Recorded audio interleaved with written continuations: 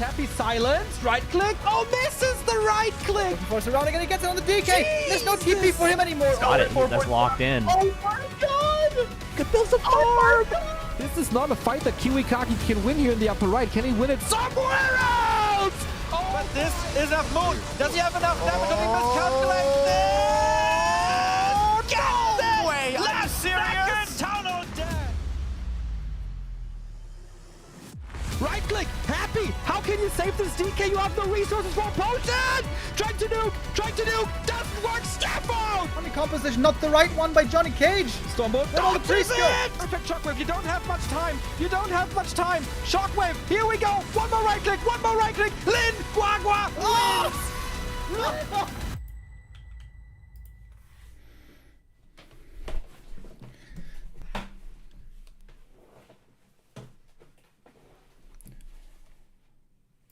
Good day, everybody.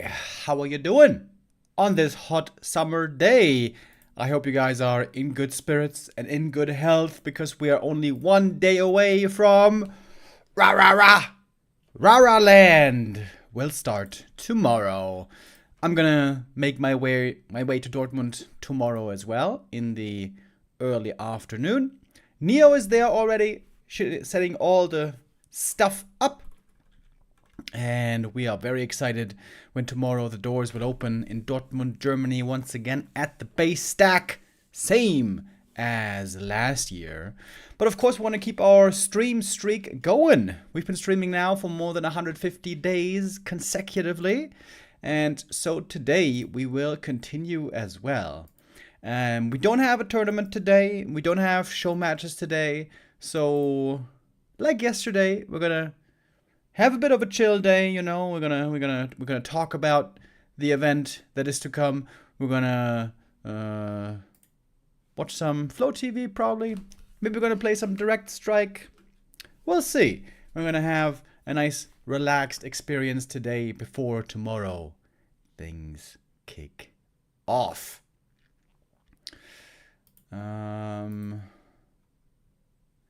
Yeah, I think, you know, before we get into the weeds of things, before we put too much of a focus on Raraland, we might just start things off with a little bit of, FloTV. Just watch some games casually. Infi versus Life on FloTV. Alright, that sounds good. Life has been grinding like a madman on the ladder. He has been playing more than Hitman. And that is difficult to do. Already with over 850 games. Hitman right behind him with 806. There's some other crazy hardcore gamers in here, right? Well, no, not really. So Happy's accounts combined have like 650. And they have more than that. Not bad. I like it, boys. I like the work ethic. Who do we have in Masters League? Who's crazy in Masters League? Oh my god. What the fuck? Workbrave. I think we saw a game by him yesterday, maybe. 1,106 games, bruh. Holy hell. Okay, he takes the crown. Orc-Brave takes the crown. This guy here also, lots of games. More than 1,000, that is insane. That is insane. Alright, everyone else here, not with the craziest numbers. Who is Orc-Brave? I don't know, really. He's just someone from China. He's been putting in the work. That's for sure. Hey, Remo, you look rejuvenated. Are you already in Dortmund? No, I'm not. I'm still at home today, and tomorrow I'm leaving for Dortmund. Is Hitman playing in Rara? No, unfortunately not. He didn't try to qualify. He's not going to fly there on his own dime. Yeah, I would have loved to see him there, but nope. He ain't coming.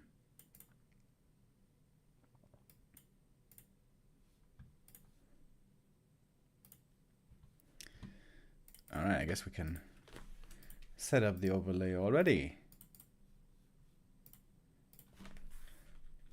Infi versus Life. Two players that know each other very well.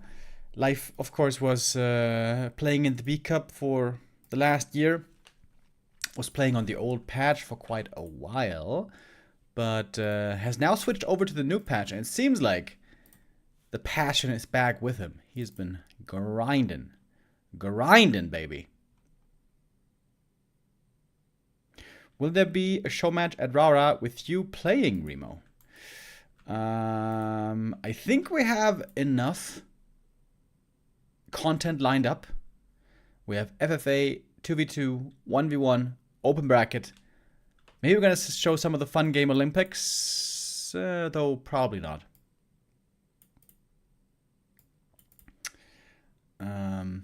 But maybe, you know, we never know if things might go wrong. After all, it is an offline event. Things very often do go wrong. So who knows? Beater says he's not gonna fly there on my dime either. Is that true? Ricky. So Beater is coming to Raraland again, which is cool. I'm looking forward to it. Ricky, is that the truth? Or are you trying to be stern right now? If Hitman asked you a week ago, hey Bidu, listen, you are my brother from another mother. Please, could you help me out? I want to go to Raraland and show all those Euro cucks how greatness looks in the form of a true American. Meaning, would you not get him a ticket?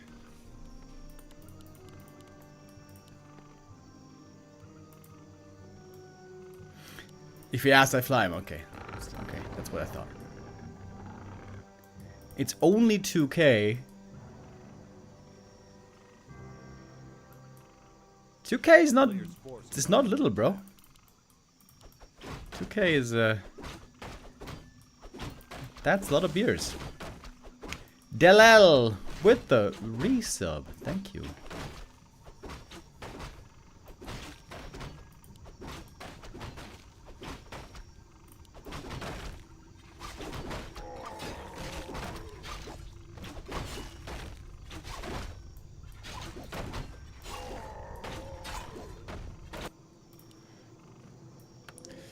Infi, I think he's been playing a lot more Blade Master recently, right? In the past, it was always only Farseer. But now we see more Blade.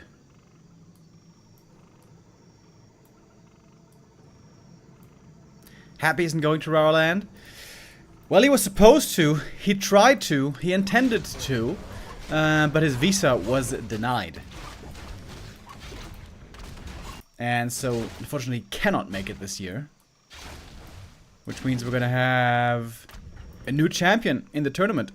And it is certainly not gonna be an undead. I think I know that much. Dice got the visa. Yeah, I know. Yeah, sometimes you just get unlucky with the visa. It's not exactly random, but there is some randomness involved. Sometimes you can do everything properly and still it gets denied. Sad.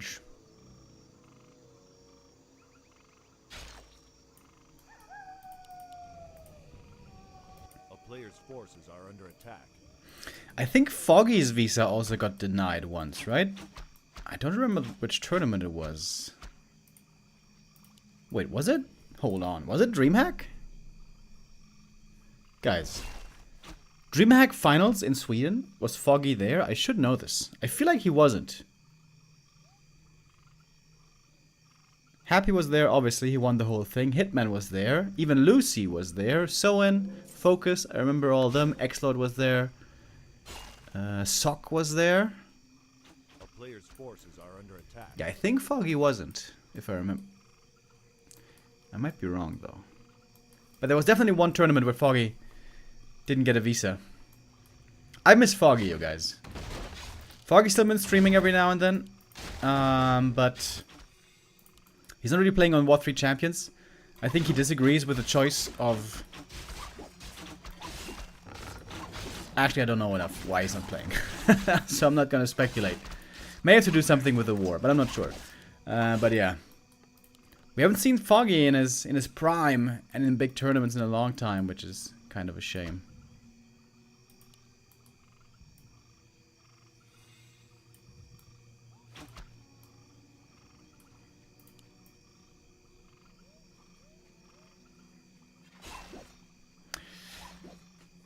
I'm torn. Half of me is happy that there will be a different champion, and half of me feels bad that he won't compete. He couldn't compete for such an arbitrary reason. Yeah. I mean, 40 and Sock are coming to the tournament. They are the biggest challenge that Happy has had in years, along with Lin. I think it's a shame that he's not there. I think this would have made for a really tight top 4. Colorful, Sock, and Fortitude. Really strong players. Lawlight's gonna be there. Sowen's gonna be there. A player's forces are under attack. All the cool kids are gonna be there. And if you can't make it in person, chat, then tune in on stream. Tomorrow at 3:30 p.m., I believe. We are starting.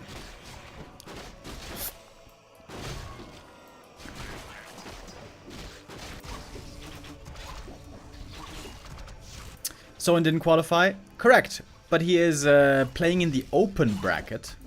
So he's going to have to qualify through the open. So he is paying his own travels to get there. Or, you know, his team.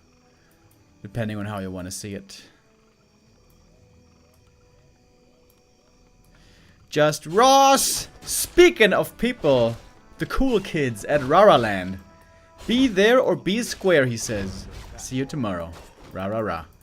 Dude, I am so excited for it. I am so hyped. Dude, just when the countdown was running down, I went down to the basement and put some beers in the fridge. Because I learned my lesson from Raraland 1 with SNS. Raraland 1, SNS got me so drunk on the first night that on the first day of casting, I was so hungover, I almost puked all over the studio. So, the lesson learned is, get a little bit tipsy tonight, like 6 beers, you know, just a little bit, so that tomorrow I won't get as fucked up, you know. That's a strat that always works for me. Oh, Blade Master might not be working out for Infi though. RIP! Life here with the Demon Keeper. Oh! Keeper also RIP. Playing the new style. SNS! Rah rah rah! Yo, SNS, I hope you're gonna be watching the stream and drinking alongside us in spirit. We're definitely gonna give you a shout out over the weekend. Okay, that was a short game. Infi, it seems like he's still trying to get a handle on how the Blade Master works. That's the hero he ignored for years, but now that the Farseer is looking rather weak, especially in this matchup, seems like he has to diversify. I'll be watching 24/7. I'm not allowed to sleep anymore. Oh damn. Oh, how bad is it with a baby? How much crying is there?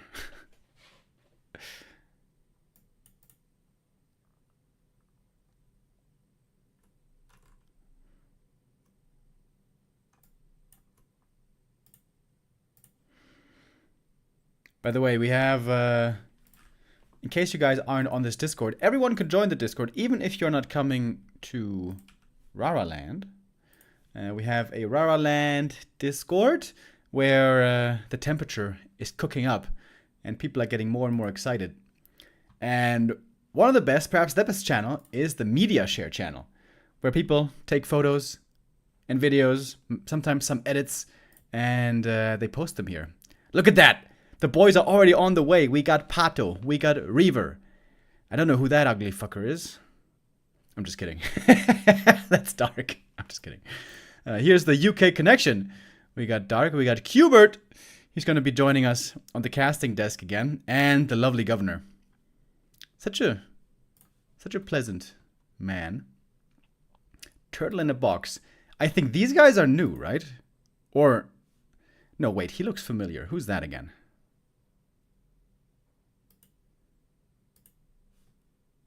I don't know him. I do know him from somewhere. Do you guys know him?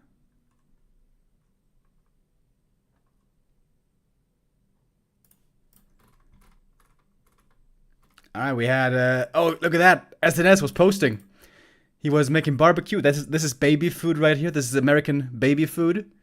Get them started off on the right foot. I like it. Oh, that looks amazing though, dude.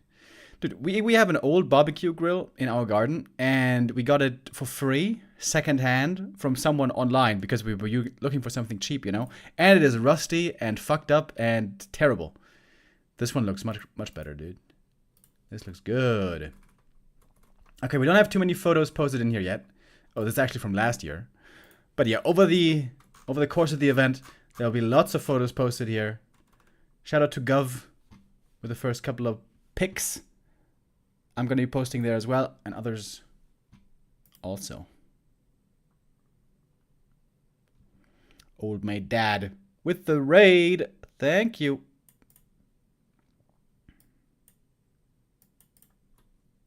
Ah, that's a smoker. Right.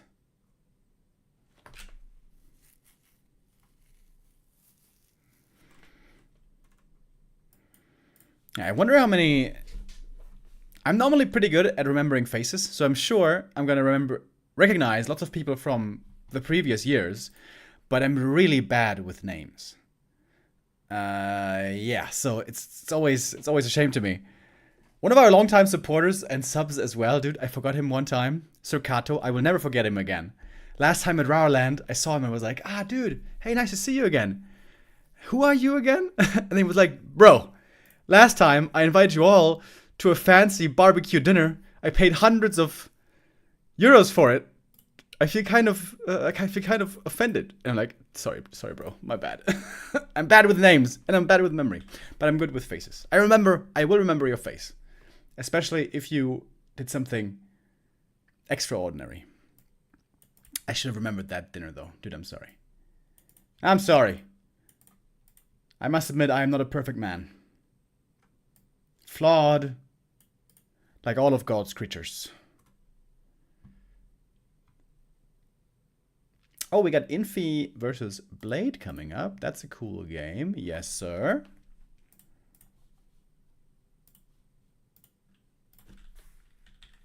Infi, always an interesting player to follow. Has his very own style. Name tags, easy. Yeah, at Raraland 1, we had those name tags, which were kind of a good idea. We didn't have them the second time, though.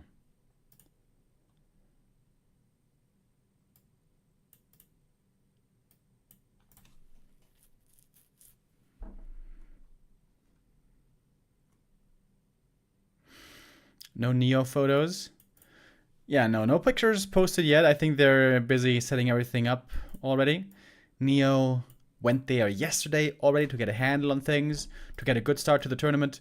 As you guys may remember, last year, Neo lost his phone on the second evening, so we couldn't control the Twitch account, if I remember right. So we couldn't change the Twitch title, and we couldn't manually place the ads, which was pretty rough. Hopefully this time we will hold on to our phones. Unmern gifting a sub to smoke that green, baby. Blaze it. Thank you.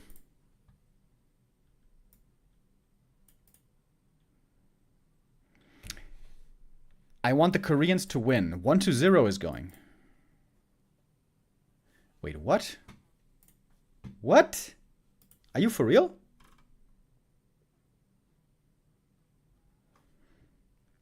Rara Discord link. Wait, I can post it. How does that work again?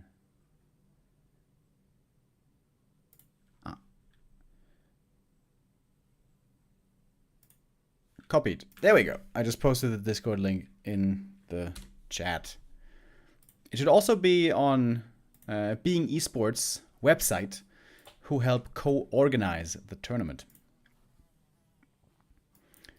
Alright, Legic1R. He said that 1-0 is going. Ah, no, you're asking. You're asking. Bro, where's the question mark? That sounded like a statement. No, I don't believe he's going. If he was to go, he would have to go on his own dime. He did not try to qualify. Which is a bit of a shame. We have no top undeads in the tournament. But we have... Okay, I take that back. I take it back. Sorry, I take it back. We have Labby, who has been looking pretty damn good lately. But especially against the top humans. Man. You guys know me. I hate balance whining. I hate it. But if you will allow me one statement, I think human is a bit favored against undead right now. It's my honest opinion. This is the only matchup in the game right now where I see some imbalance. Everywhere else seems pretty balanced to me right now. Colorful also coming. Yeah, Colorful is qualified from the close qualifier. He made it through. Fortitude and Colorful coming from China. Alright, boys. Let's check out another game, eh? What buff would fix that for undead? That is very difficult to answer. Since when you change one thing, you might change a lot of things everywhere else. Yeah, I have not yet come up with a solution. And honestly, I think it's okay if human is favored for a little while. Because undead was favored against human for a long time. That is not, you know, perfect reasoning. Two wrongs don't make a right, as they say. But I don't think it's egregious either. I just think it is the most visible example right now in the game. In my mind. I always dread, you know, talking about game balance because more often than not, chat is gonna explode. They take the hint and then they're gonna say, "Oh, this is imba, this is imba, rah, rah, rah, rah, rah." Can't wait to get it off their chest. The good thing is, I can put a stop to it whenever I want. Ha! I have the ban hammer, so careful, guys.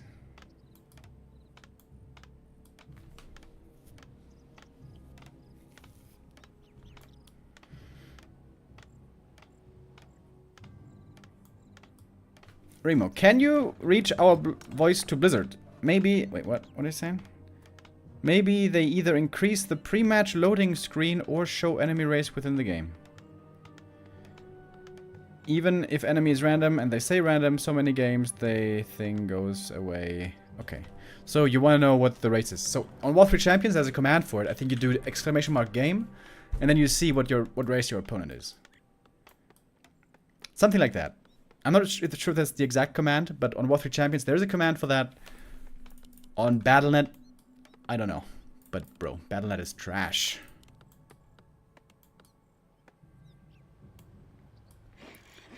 Where's bracket, please? The Raraland bracket you can find on Wikipedia or on Warcraft III info. Today we have no bracket. Today there's no tournament. Today we just watch some ladder games.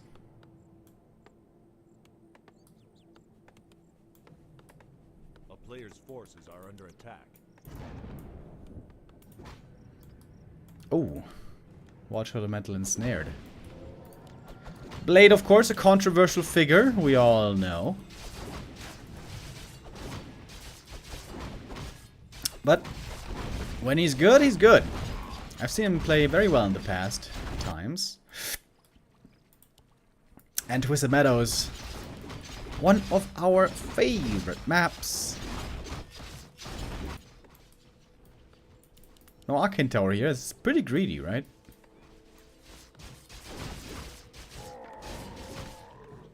Oh, that's a sick item for the Archmage though. Hell yeah. Remo, why don't you do Remo versus the world? If I'm playing today, then you know I'm gonna tense up.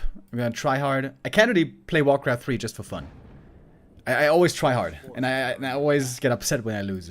And I think today it would be nicer to have a chill day, you know, to talk about the tournament, to have a relaxed prelude to the tournament tomorrow. Also, I haven't played at all. Like 2 weeks ago, I did like one ladder stream. That was the only day I played in like half a year. So I'm extremely rusty.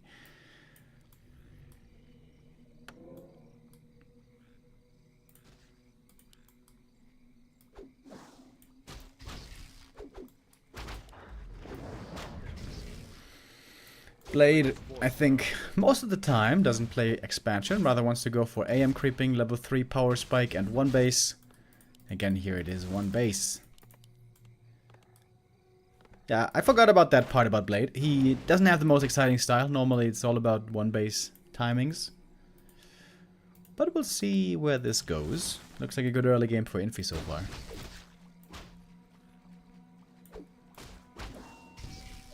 Oh. Hold up, guys. The doorbell rang. I'll be right back.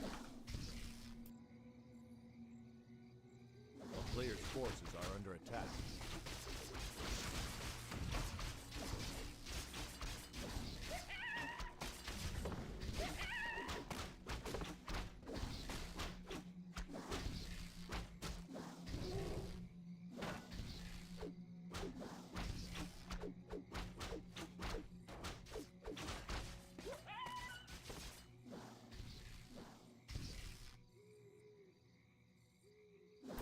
Alright. A player's forces are under attack. Not so much has happened yet. Infi, though, with a bunch of headhunters right here.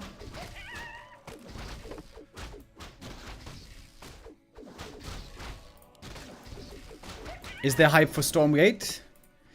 For some people, there certainly is. I think the game is pretty fun. I have seen some people be of a different opinion. Of course, I'm also sad that, you know, there's no real heroes in Stormgate. It does look, I gotta say, it does look a lot like StarCraft. I don't want to say it's a StarCraft clone, but man, does it look similar. It also has 3 races. It also has, you know, the humans and the high-tech aliens. I guess the Infernal Host isn't exactly, it's not like exactly like insects. So that's different. But yeah, it looks very similar to StarCraft, which is intentional. They said many times in interviews that they're not trying to revolutionize the genre. They're not trying to go too far into the unknown, but rather stay with what worked well in the past. And of course, StarCraft has a very successful formula. Always a little disappointing to me. I love it when games innovate and try to do something new and cool. In Warcraft 3, for example, they made a strategy game with heroes. What's that about? They made creep camps, which you can take out for more gold and more items. What's that about? Especially creep camps, I think, are a genius addition. I guess they also think that in Stormgate, because in Stormgate there are creep camps, just no heroes.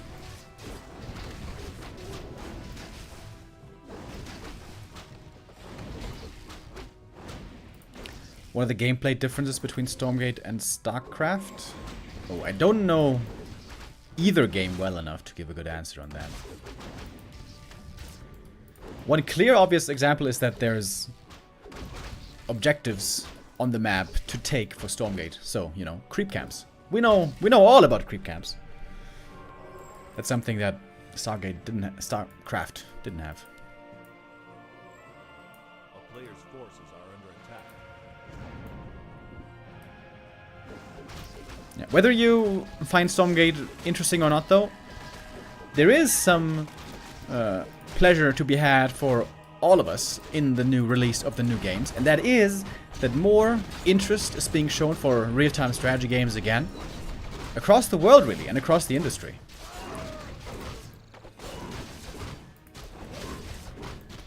Something that seemed to be completely abandoned for a long time.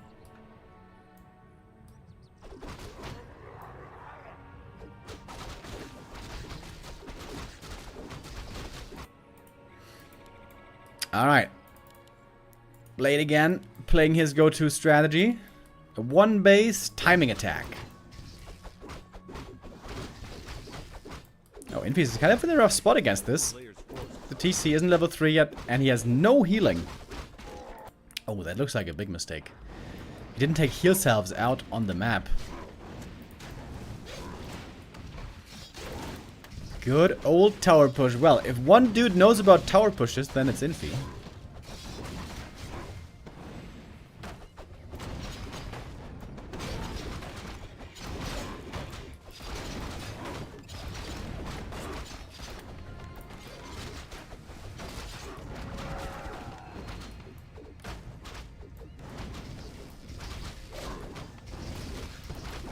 TC trying to heal up. Level 3 would be a big level up for him. Just one kill would suffice. Scroll the Beast popped here. Seems to be very helpful for a push like this. Oh, the Sork. Oh, nicely pulled back. Good micro by Blade. Oh, Infi's target fire a little bit off. But that Storm should secure the kill. And that is level 3, finally. Got 2 more Stomps actually. TC, wow, TC items are amazing. Kind of missed that.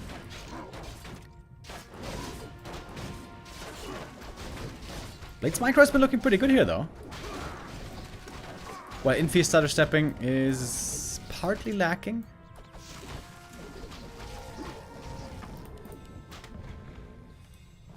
And now the mana is spent on the Orc side. Is there a tower coming?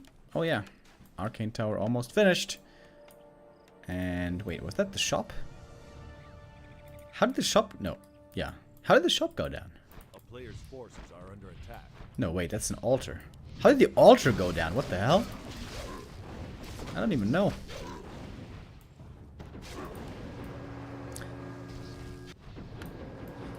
Alright, Infi here. Struggling a bit against this attack. We got one tower ready. Second one coming.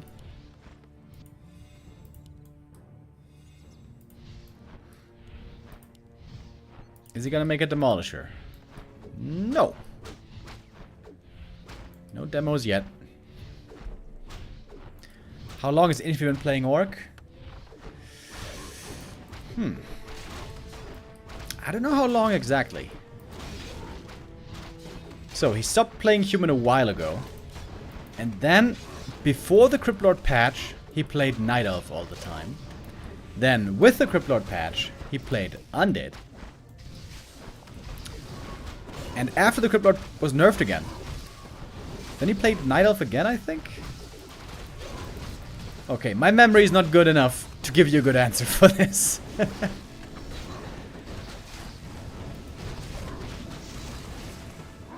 But over the years, Infi has certainly gotten to know all the different races really well. I would say he never mastered any other race as well as his human, though. Infi's peak human from 2013 until 2020 was sick. Super sick. I'm still a bit sad that he's not playing human. These days, of course, 40 and Sock are showing what human is capable of. I think it's also because Infi doesn't want to try that hard anymore, you know? I don't think he wants to give his whole essence, everything he has, to try to be the best player in the world. That shit is exhausting. For most people. Happy doesn't seem to mind it. Happy seems to be unstressable. But yeah, I think, you know, he sees himself mostly as a streamer these days. I mean, he said it many times. And he's just taking a relaxed approach. If he would try to play human and try to play his very best and try to win big tournaments against the best players in the world, that takes a lot of focus, a lot of effort.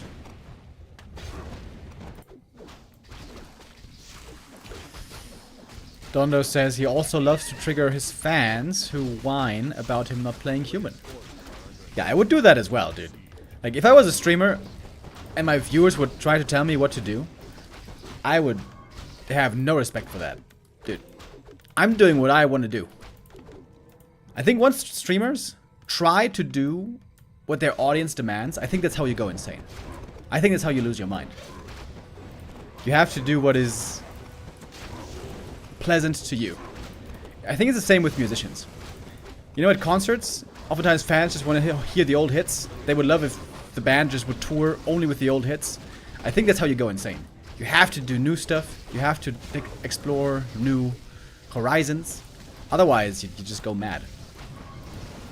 And I think it's, yeah, I think it's kind of gross that some fans don't get it. Like, these are individuals. They need to do what works for them.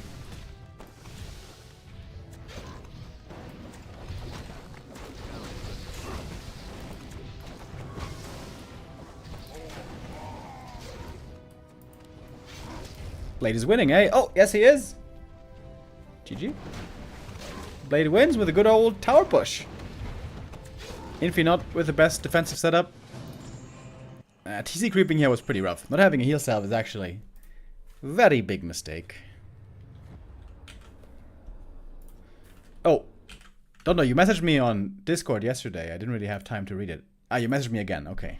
What are you saying?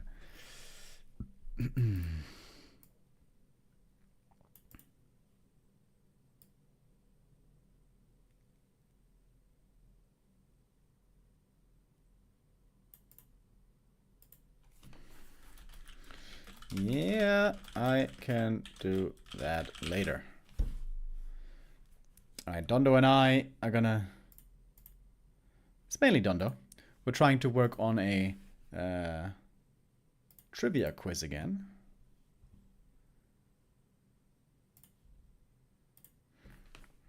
Which has become quickly part of the tradition.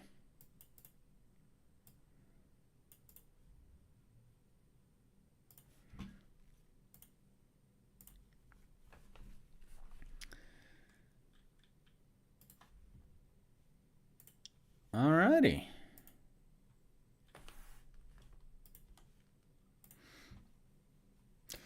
Let's take a quick look if we have a sick game here. Otherwise, we can take a little bit of a look at what we got going on in the tournament format.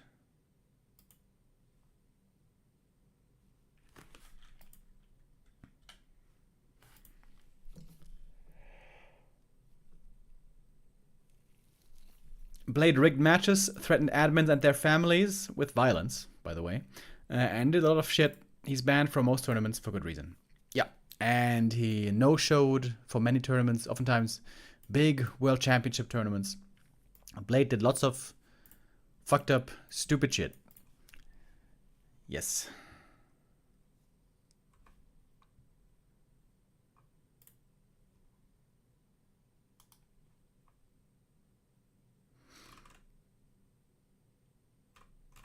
Oh, hold up.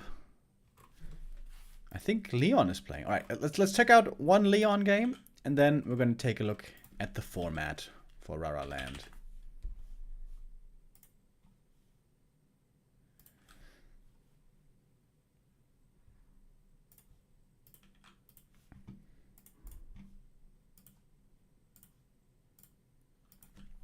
Leon, who is also gonna be at Raraland, by the way. Poggies.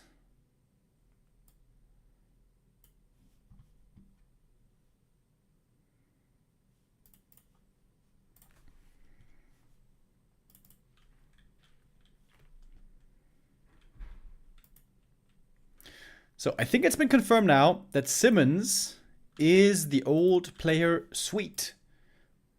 Previously a legendary old Korean undead player. He was the first undead world champion, right? He was the first undead goat, so to speak. The first of the great undeads. But today and recently, he's been playing lots of Night Elf, actually. So, no undead action here.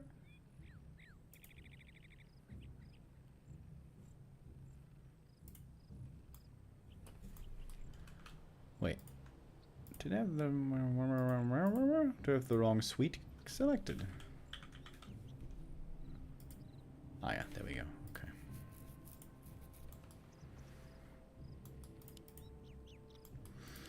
Oi!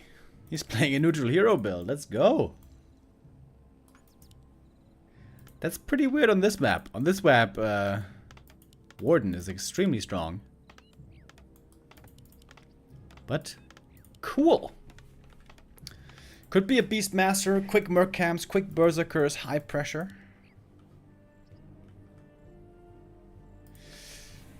Yeah, Sweet has announced his return, by the way, for at least one tournament. There is a big tourney happening in... wait, I think it's September, right? Hold on. The next Stars War, it is. Let me look it up. Yeah, the next Stars War is taking place September 6th to 8th. Stars War is a big institution in competitive Warcraft. It has been around since 2005 or something. It's crazy how long Stars War has been a thing.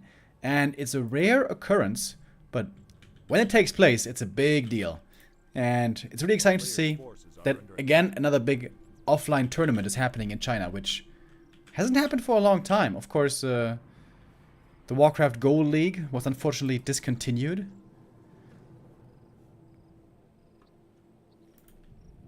Yeah, Stars War 11, exactly. Yeah. Stars War began back in 2005 and stopped 2012 and then was reintroduced last year in 2023.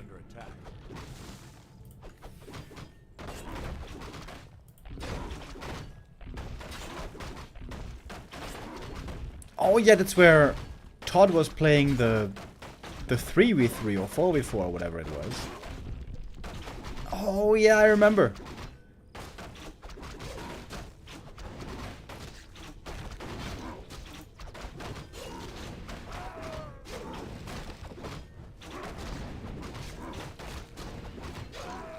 It was a team competition with a couple of different tournaments. We'll find out what exactly the format there is one of these days. Oh, Leon's playing one base as well. Normally when you play Beastmaster, you prefer to face an expanding human. Creep up quickly to level 3, and then pressure, pressure, pressure. $55,000 prize money for Stars War, question mark? Yes. Forces are under attack. Yes, indeed. Gonna be a big tourney. But it's gonna be mostly a team tournament, if I've heard that correctly.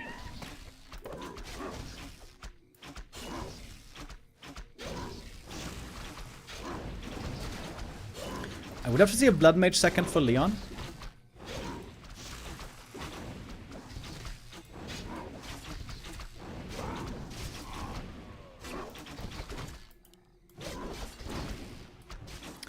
So far, Sweet is getting all the kills, gathering up more experience as well. Leon went only 3 footmen and then quickly into rifles.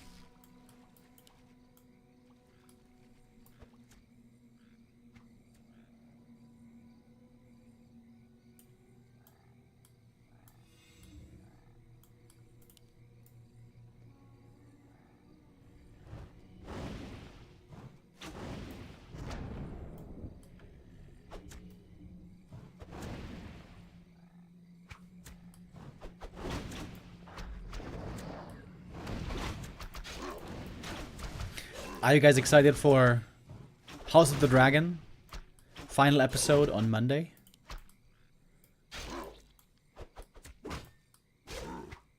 I gotta say, I like Season 1 a bit more. I feel like Season 1 really introduced us well to that storyline and to the characters.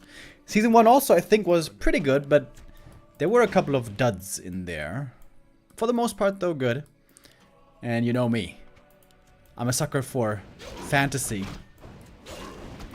Whether it be Game of Thrones or Lord of the Rings. I love that stuff.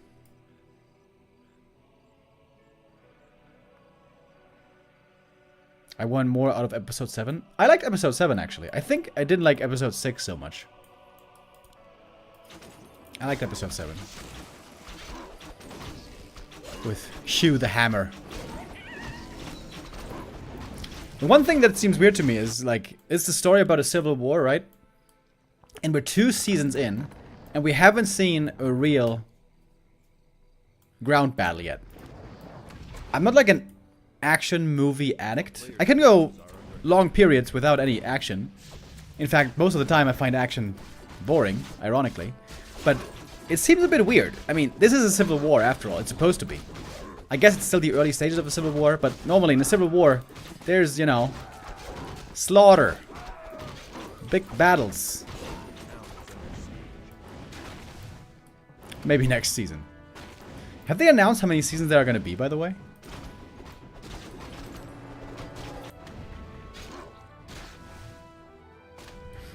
Also, it seems weird to me, like, how they always say, you know, when a dragon is unleashed and fights, everything burns and everyone burns. You know, they make the comparison to nuclear weapons all the time, right? That's supposed to be kind of an analogy or a metaphor, perhaps. But it's not the same at all. Like, even when they spray fire, it's maybe like a 30-meter wide arc. Sure, you can kill lots of people with it, but it's not like you unleash that thing once and suddenly 50,000 people are dead.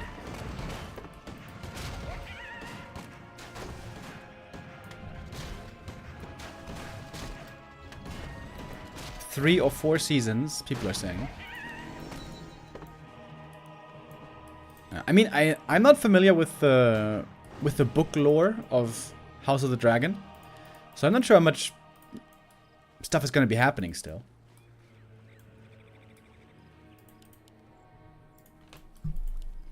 A player's forces are I think it has lots of potential, though. It has some really good characters. Both Rhaenyra and Alicent are really good characters. Daemon is, of course, a very good character. Most of the characters are pretty good. Aemond almost feels a bit cartoonish to me sometimes.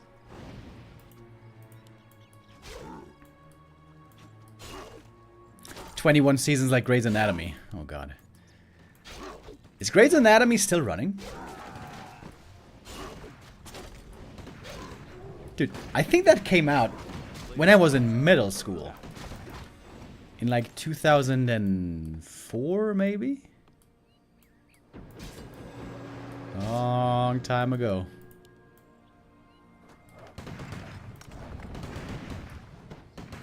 They just tried to milk Game of Thrones. Nothing to watch, to be honest. I very much disagree.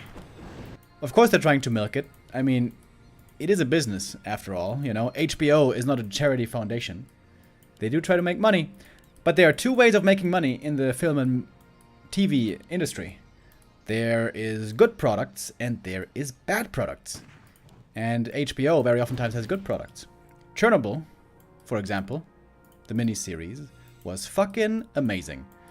And HBO does try to produce quality a lot of the time. Of course, sometimes you miss, you know, it's like that's the artistic process.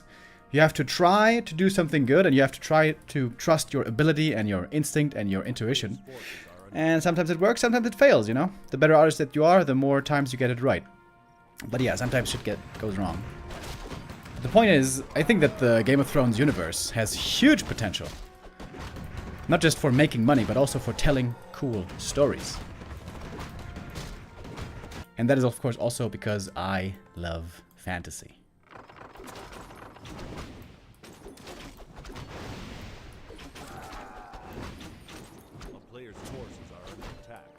Case in point, The Wire. Yeah. I mean, The Wire was legendary. That really initially showed what TV was capable of. Back then, people still thought, well, TV is just superficial entertainment. All the real art and, you know, complexity is in film. And I think thanks to HBO, mainly, that has changed. People realized how good TV can be. Very often, much better than film. Especially mainstream film. There's still absolutely tremendous movies being made. Unfortunately, most moviegoers don't seem to be interested in that. Most moviegoers rather want to see Spider-Man number 70 and Batman number 55. Last year, for example, was it last year? I think so. There was this movie that came out with Emma Stone by the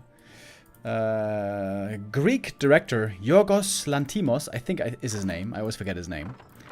And it's this movie about a young woman. It's a bit of an abstract movie. Poor Things, it's called. Poor Things.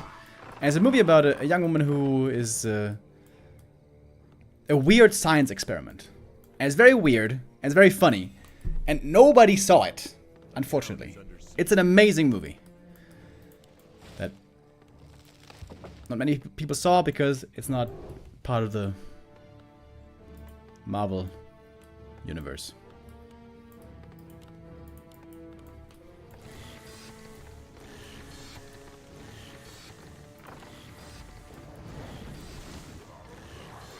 I saw it, not that good.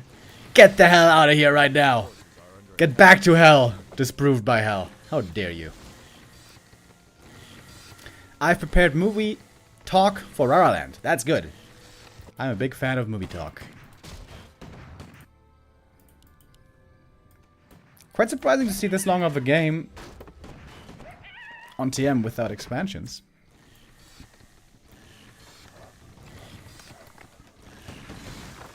It got an Oscar. Yeah. Rightfully so. But yeah, even some movies, even who get Oscars, are extremely unsuccessful. What was this movie called again? That was about a mute family? They had to do sign language all the time. I think it was called Coda. C-O-D-A. It's also a good movie. I don't think it was nearly as good as Poor Things, for example. But that was, I think it won Best Picture, maybe even. It certainly won an Oscar. And yeah, almost nobody saw it. I do appreciate, though, it seems to me like reputation is becoming more and more important for directors, which I think is the right approach. Because that's artistry, you know? If you keep making amazing movies and you make a name for yourself and people start to recognize you, and also studios start to recognize your worth, that is good. My favorite example is Denis Villeneuve, the Canadian director, who I think is the best director in the world right now. He made Dune, Blade Runner, Sicario, Prisoners, all those movies. And some of them didn't really turn a huge profit, but the studio kept giving him the opportunity to make new movies because they respect his talent. And they know that others also respect his talent. So, it's not only money making. There's also some respect still for artistry. Thank you very much, Kirk, by the way, with the resub. Says Chernobyl, the event was less than amazing. 2 out of 10. Yeah, that was a... The event was kind of rough.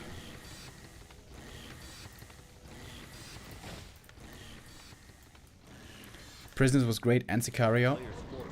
Yeah, Sicario is one of my favorite movies of all time. I think that movie is insanely good. Prisoners also extremely good. But I like Sicario quite a bit more.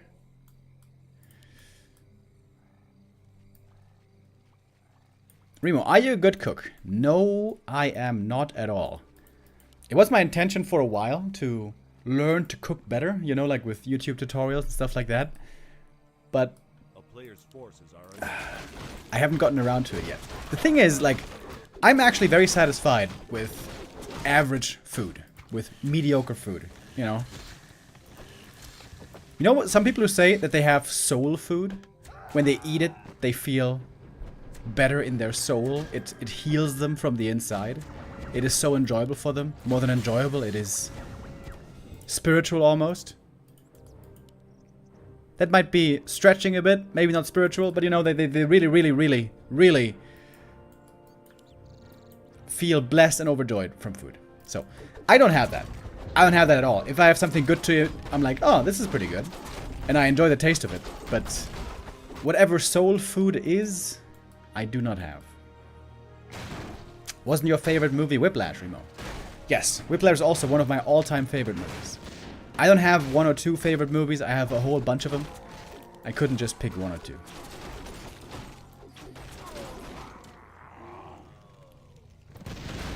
You clearly lack strobe waffles.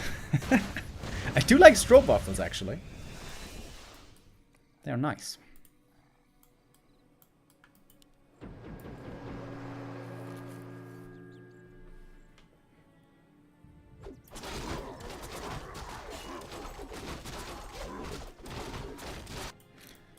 Food is just fuel for the tank, Remo. Yeah, I mean, that's... Of course, you're just joking. But that's how I mostly view food, to be honest. You know, just to get a full stomach. And to have fuel.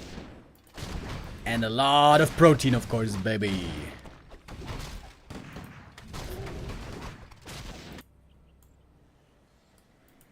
What about Avengers Endgame? Is that one of your favorites? No, it's not. I know lots of people who are actually big-time movie fans, who actually like Avengers Endgame a lot. I am a bad critic for superhero movies. I have become so bored and jaded against them that I think nowadays, even if a superhero movie is good, I cannot appreciate it anymore. I have just grown too tired of almost everything superhero. Unless it is really absurd. I think every superhero movie is kind of silly, so I can't take any of them seriously. So the only ones I like are like the, you know, the Deadpool movies. I like the Deadpool movies. Oh, staff out. Forces are under attack. Do you like The Boys, Remo? Yes, I do. The Boys is a silly, over-the-top satire. Hero movies that don't take themselves seriously. Or, you know, the creators don't take the topic seriously. If superhero movies are done in a ridiculous, ludicrous way, then I can appreciate them. Oh, okay. Kiesel is mentioning one exception. Joker, the movie. That was actually very serious in its nature, in its subtext. And I like that one a lot. Okay, I have to take it back. The Joker is one of the only superhero movies that I like. Serious superhero movies. Zinrock with the resub as well. Thank you. Did you watch Supercell? No. I don't know what that is.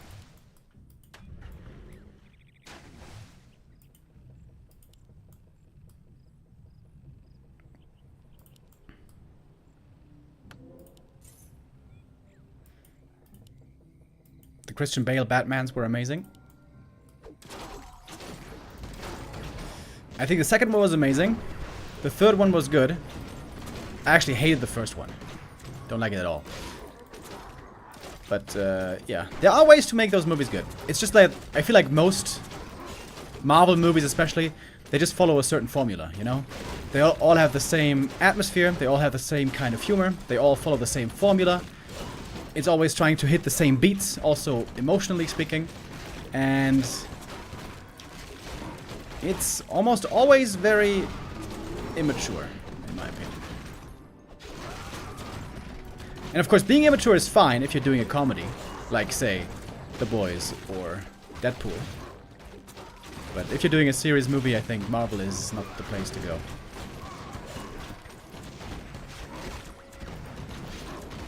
I think this is the first big fight we've had this whole game, eh? Oh, Leon needs a heal scroll very badly. Oh, that's a good one. Oh, Beastmaster. Oh, actually going down. Stormbolt kills him off. Sweet was able to buy so much time over the course of this game. The main base is still in shambles for Leon. He lost so many units. Somehow he never got up any towers. If I hadn't talked just about movies, I might know the answer. Did you watch Jaws? I assume you mean the shark movie from Steven Spielberg? No, I didn't see it. I did not.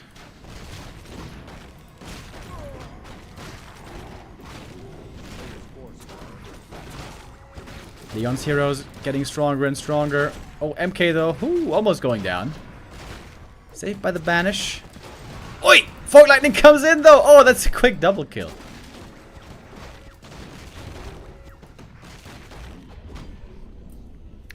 And that is game. Sweet! Beats Leon here. I think MMR-wise, they're very even. I think they're both around 2,400 right now. Close game. Leon probably kicking himself because he didn't get a tower this game. The Beastmaster harass with the Naga. Pretty cool. Unusual game.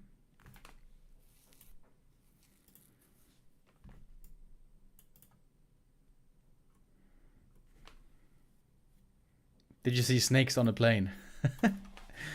I wanted once, but no, I did not.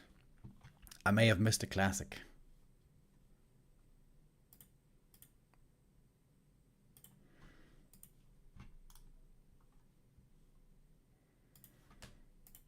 Alright, if there's no big games going on right now, then we could take a look at the tournament format for Raraland, because of course, it starts tomorrow.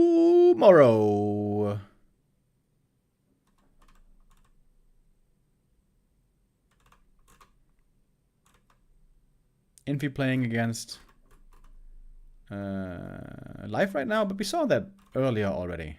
Dude, there's a fly right here. Piss off, fly!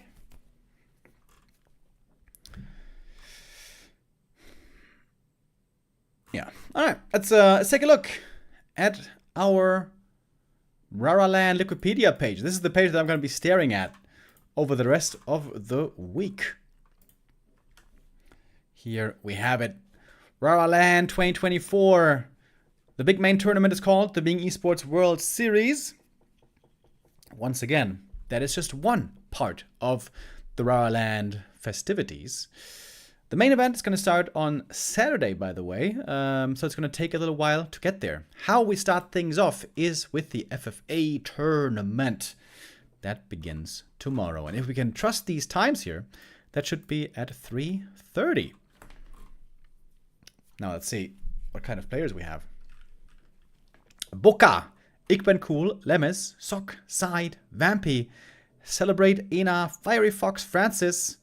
I still don't know if this is the Irish Ross that got the wrong flag here.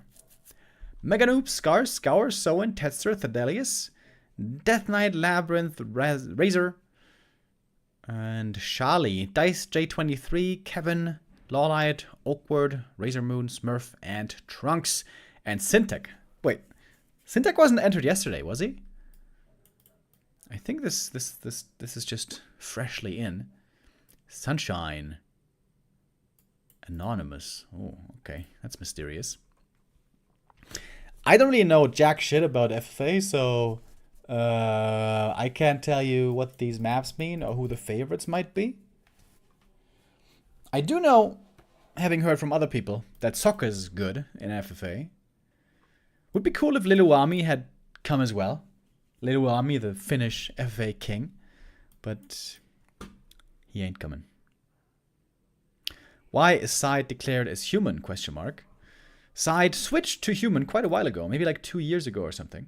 So he's playing human these days. Really excited to meet Side again as well. I've met Side a bunch of times over the years. At WCG, at the Raralands. I even went with him to Ugri's bar opening in France a while back.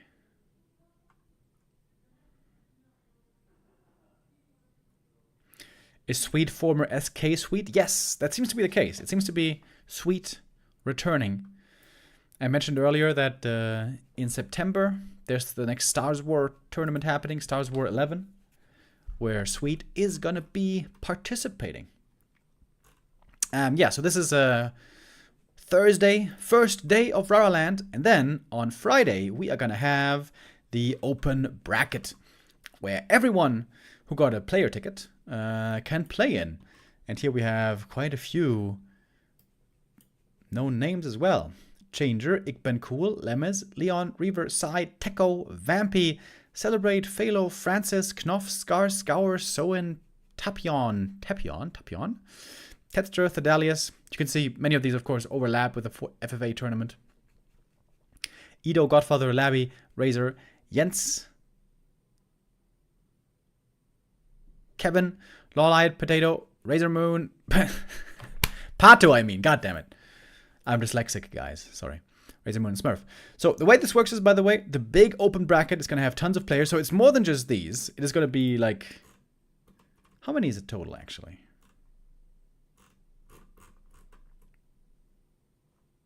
I think it's like... Oh, I'm not sure. Maybe 70 or 80 players. And these are the bigger name players that we have in the open bracket for the Being Esports World Series. And from the open bracket, 6 players, the top 6, will qualify for the main event, which then begins on Saturday. And of course, in the main event, we have the big boy names who qualified already through the main qualifiers. Dice, Starbuck, Colorful Focus, Fortitude, and Sock. So these are the main event players that are already qualified from before, and they're going to be joined by 6 players from the open bracket. Yeah. That's how it's going to work. The plan is to be starting at noon, 12 p.m. CEST on Saturday and Sunday. I like the map pool a lot as well. You might be able to point out that this is the same map pool as last year. It's a pretty modern map pool. If I could make one change to this map pool, by the way, I would like to remove Northern Isles. Not because it's a bad map, but because we've seen it for like 15 years. Okay, that's an exaggeration. We've seen it for like 10 years.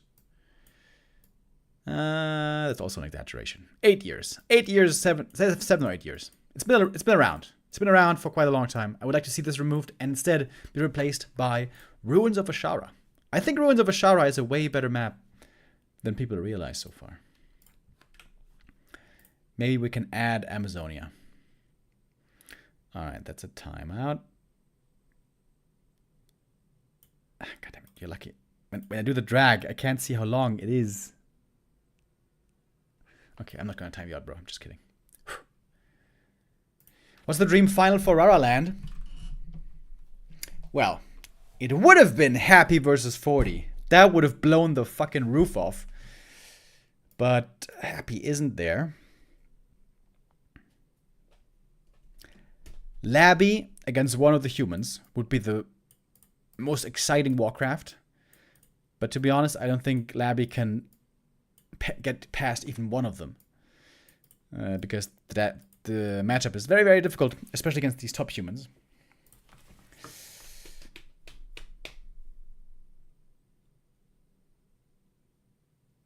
Probably Colorful versus Sock, I would say.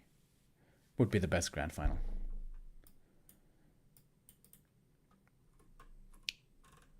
Realistically speaking. But Labby versus a human. Labby versus a human would be the actual best. TM still being in a map pool is depressing. I do understand that some people find it a bit off-putting that TM is still in the pool because it's such an old map. There's also oftentimes my view on the matter. If maps have been around for a long time, it's time to make room for new ones. But for Twisted Meadows, I give one single exception because Twisted Meadows is such an insanely amazing map. Very entertaining, extremely unique, and one of the only really good, real macro maps that we have. So I think Twisted Meadows is the one map that deserves to stay in the pool despite its old age. How good is Labby in offline tournaments? That is a very good question, Zimmerling. I don't think he has ever played an offline tournament, right? I don't believe so. So this is going to be a first-time testing ground for Labby. Many players say, competitive players, that you need a bunch of offline experience to really play their best there at those tourneys. To some people, it comes more natural than others, though. Some get a little bit more nervous. It's going to be interesting to see. Yeah, Labby used to be a Rainbow Six coach. So there, he may have gotten some experience. But of course, it's not the same as playing on stage, responsible for everything that happens yourself. And of course, you're playing solo. Labby played in Dubai. Oh, really? Did he?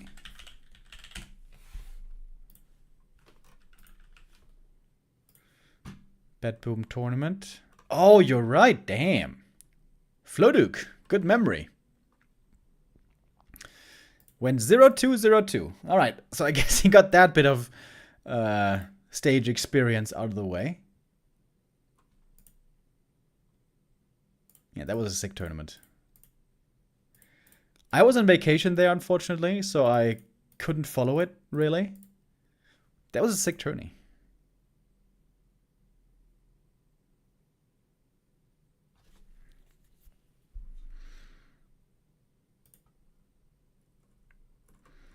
Yeah, it was announced like really short notice. They were like, all right, in 2 weeks, we're all going to meet up in Dubai for an event. And I was like, yeah, right. Dubai in 2 weeks.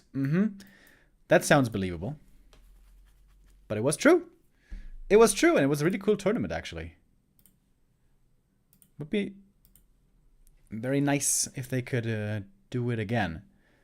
But I don't know if there are any plans there. Okay, boys. Let's check out another game.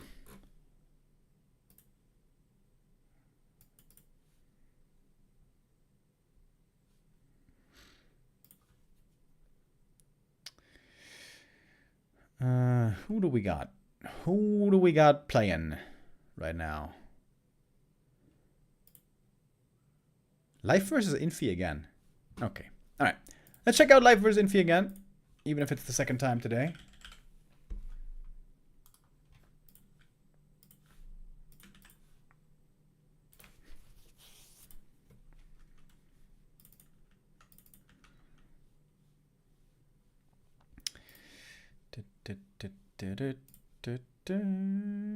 Where is it?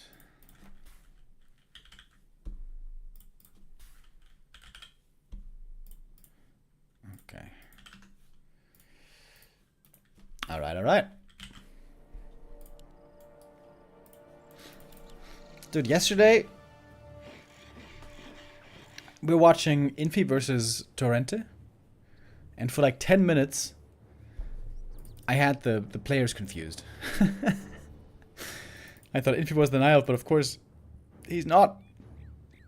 He is Orc these days.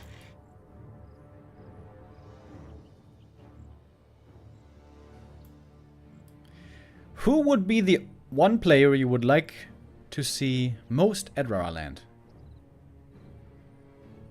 Who's not happy?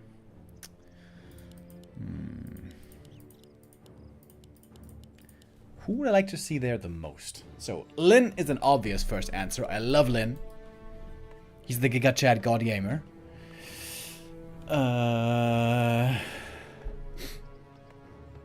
Is there someone else I would rather see?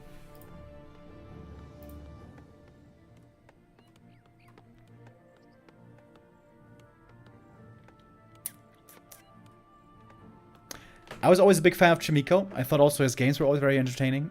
But Chimiko isn't exactly active right now. If he was, though, Chimiko would be up there for a choice.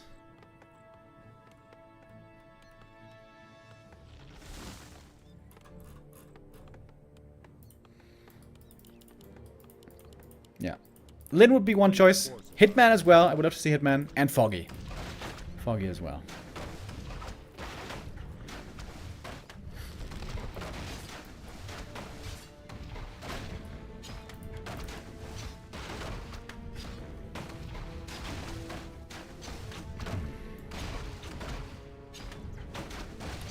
There's only one right answer, and that is Angry Korea Man. Dude. Angry Korea Man would actually be sick. Dude, I would love to see him there. He would play in the open bracket. He would play Blood Mage every time. Unfortunately, he wouldn't be able to make it all the way. Only because Blizzard has over-nerfed Blood Mage, of course. And then we would have him on as a guest caster. And he would be Mr. Angry Korea Man all the time. Talking about flames and murder.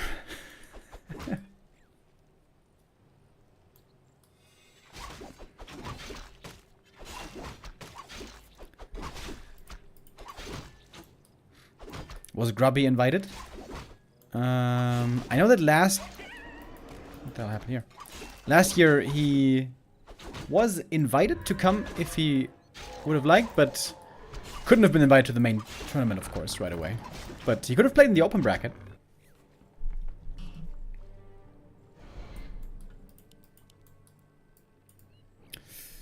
What about Moon? Yeah, Moon is also always exciting to see. But Moon was there last year already. And had a great fan reception, by the way. People were very excited for Moon.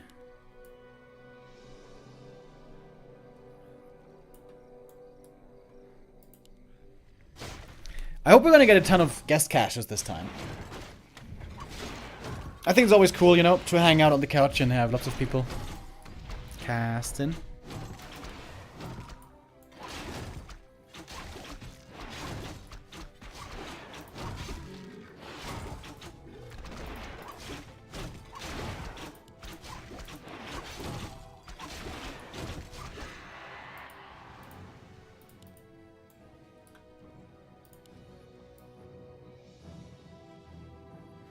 Bring Bido. He is the only one to ask Happy the tough questions. Well, Happy isn't there, unfortunately.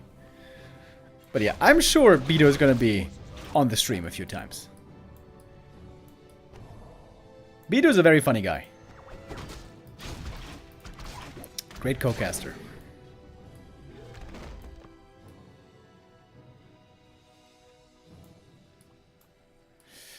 Lin and 120 are the two missing legends at Raraland now. Yeah, true.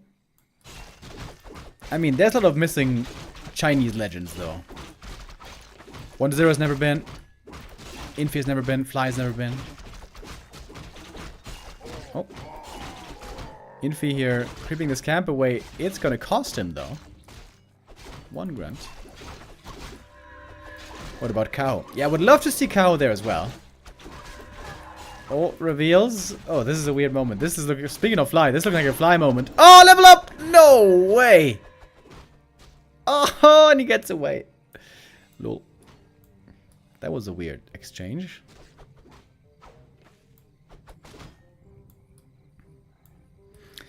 I would have to see a Hitman Bido dual cast. Dude, that would be so funny. Bido would just be saying anything and Hitman would flame him for it right away. Forces are under attack. But Hitman ain't coming. He didn't even try to qualify. If I remember right, when the qualifiers were taking place, Hitman still wasn't really competing on ladder. After he started to again, but then the qualifiers were over.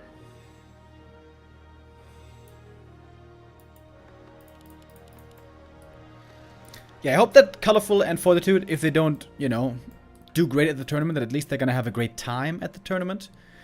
And then if they did have a great time at the tournament, then maybe next year we might see more Chinese players trying to qualify, trying to travel there. Would be cool. But I think this is already a really cool, you know, first step and direction. Like the Chinese, for years, refused to travel anywhere.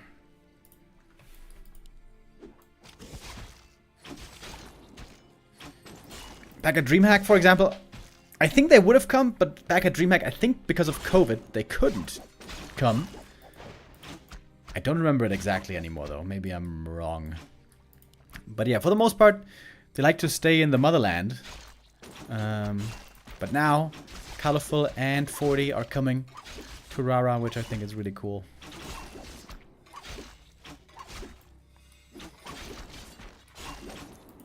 This Blade Master has been flirting with death for a long time. But he's still alive. Oh my god. Just barely. Smash Dryads coming by the way against the Raider play by Infi. Most Night Elves these days go Keeper second for Entangle and Thorns. Which I think is way better than Naga, right? Especially in the late game. It does look like Life tried to go for the tempo play with a Naga, and he lost the momentum, which is not good.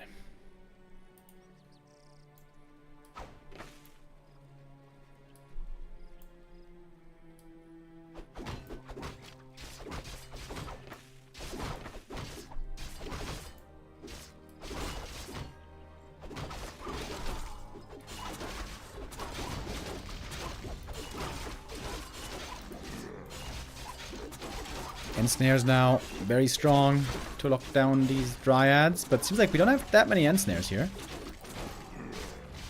Oh. TP out. Good game for Infi here.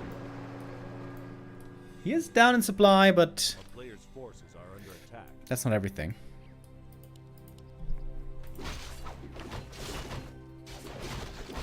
Level's not looking that great though. Only now level 2 Shadow Hunter.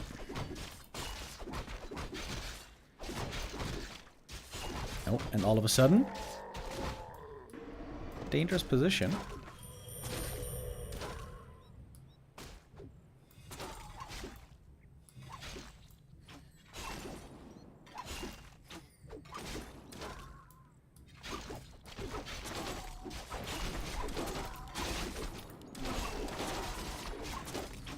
Oh, we don't have Abolish yet, so this Scroll of the Beast can actually do quite a bit. I thought it wouldn't be useful, but I guess it will be. Blade, is he finally gonna die? There we go. He was close to the precipice for a long time. But the Raider's still trying to find more kills. And snares and siege damage. Pretty good. Shadowhunter now getting lots of experience.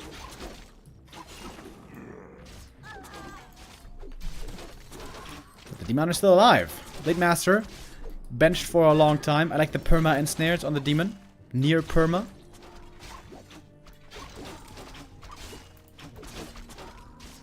Oh, but Life is finding more and more kills here. Where are the end snares? Now he's going for the Demon. Oh, but he's doing counter damage with the Immolation. Infi trying hard to get this hero. Oh, but he can't. I think Infi may have just given it away. With the blade falling. All of a sudden, it is looking doomed.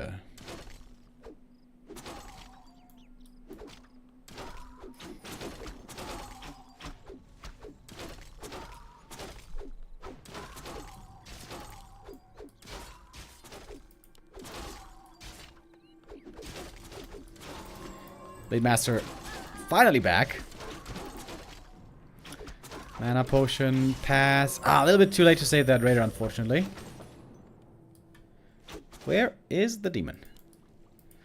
Trying to run back. Ooh, took a long time. He went back to the Moonwells, trying to heal, and now trying to run back again. Oh, and in the meantime, the Naga might be in trouble. Second and Snare. Damn, it is both with heavy losses here. Hex to secure the kill. Oh, there we go. Finally. Got it. Infi should return to human for the $50,000 tournament. I think he may do it out of nostalgia. Because, you know, it is a nostalgic tournament. Sky is playing, Lucy is playing, Sweet is playing, Remind is playing. So, you know, they're clearly trying to bank on the nostalgia of fans. And I could see him playing human. I just don't think he's gonna try like he used to try back then. Which is okay, you know, if that's too stressful for him at the moment, then so be it.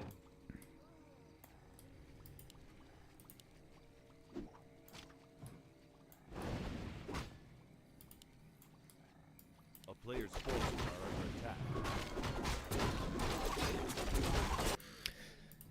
So we will have bears soon. Oh, Infi started the transition to walkers though, so he's getting the right things ready. But it needs a war mill for Kodos.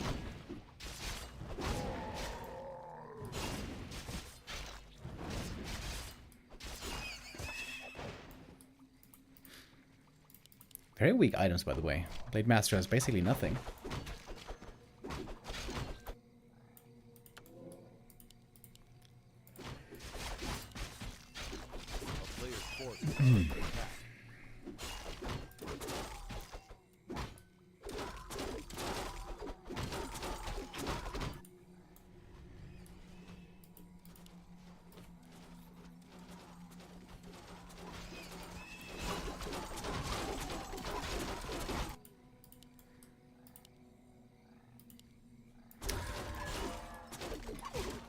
It's nighttime again, so we got nice moon juice regen going on once more.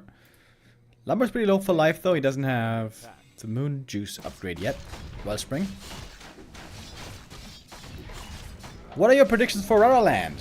Who's gonna make it? Who's overrated? Who's the underdog?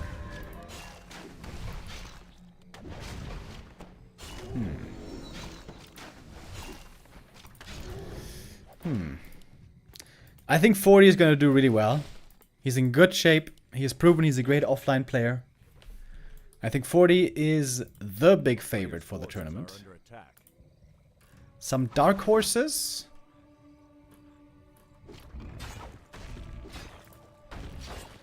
I think a dark horse for the tournament.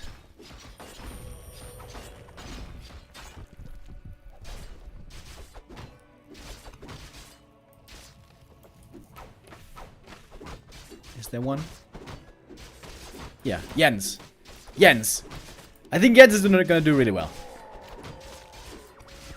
South America, represent.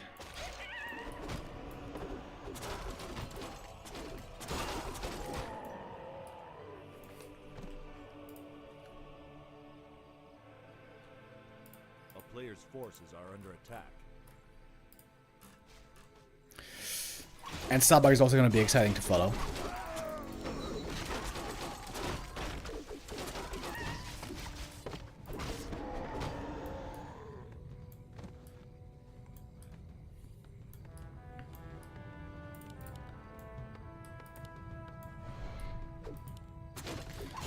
Wait. Demon is level 3 immolation, not mana burn.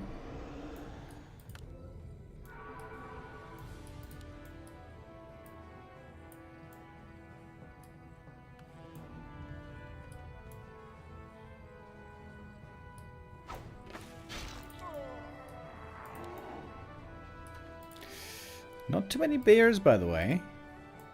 Still a lot of dryads.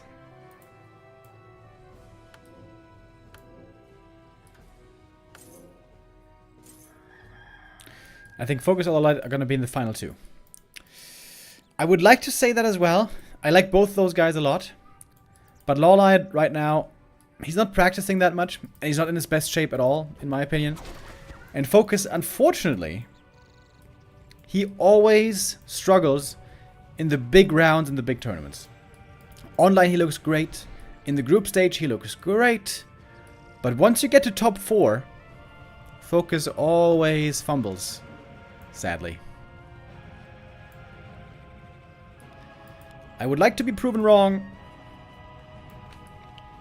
But there is a track record. Alright. This fight has been building up for a while. Big encounter now. Speed scroll used. Kodo's running in. Gets one to devour. Oh, double devour! Oh, life with the suicide TP. Got 2 bears devoured and he's the one to TP away.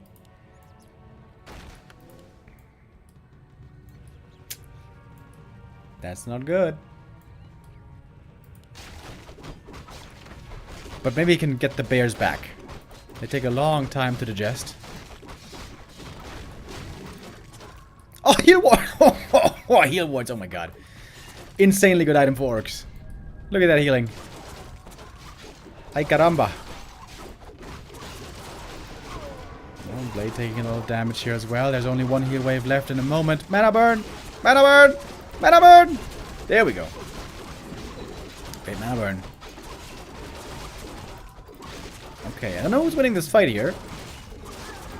No heal scroll left on the orc side. Couple of bears reinforcing. The rejuves now are really strong.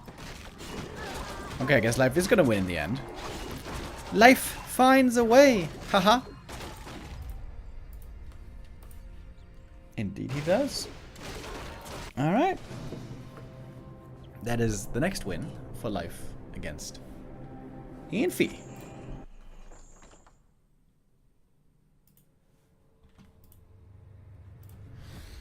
How good is Demon Hunter without evasion? Still pretty good.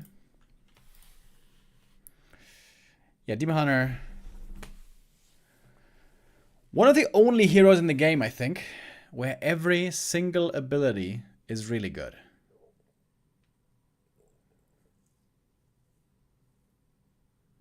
Archmage also. That's the case. Paladin. Okay, there's a couple. But yeah. All of his abilities are very good.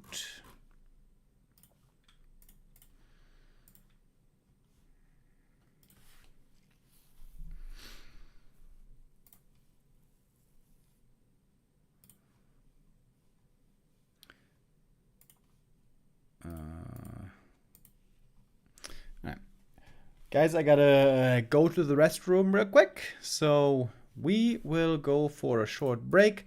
And then we come back for some more. Maybe some ladder games. Maybe something else. We're gonna chill out and talk a bit. I'll be right back.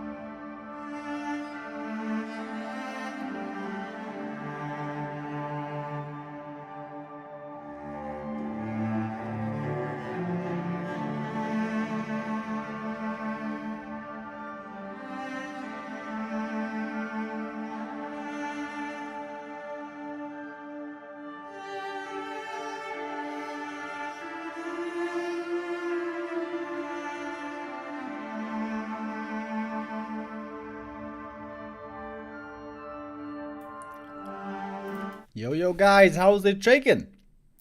We are back on our chill previous day before the first day of Raraland. Right now I'm still at home here, close to Frankfurt. Not quite yet sweating my ass off. As I've told you guys before, I moved apartments to move in with my girlfriend here, close to Frankfurt now. And bro, is that especially pleasant in the summer. It also has some other nice benefits, like my girlfriend being here. But yeah, in the summer, it is so much cooler here. In the surrounding area, there's quite a bit of greenery, trees and such, way more than there were in Mainz, where I lived before. And in my old apartment, it was boiling hot in summer, and it was exhausting, it was sweaty, it was stanky. But now, dude, it is 32 degrees outside. Today is the hottest day of the year so far. But it's pretty alright. It's pretty alright, actually. It's been really good here. Moving here, it's been a good time. The one thing is that sucks is that most of my friends are still in Mainz. So getting to them is a lot more difficult. If I take the train, it takes me like 50 minutes or so to get there, which is, a fairly long time. If you go there and back again, like Bilbo Baggins, it's basically 2 hours. We are going to get a car, though, soon, in the next few weeks. And then, I guess, by car, it would be a bit faster. Alright. Let's check out another game, baby. We love happy games. So let's check out another happy game. He's playing against Infi now on ladder.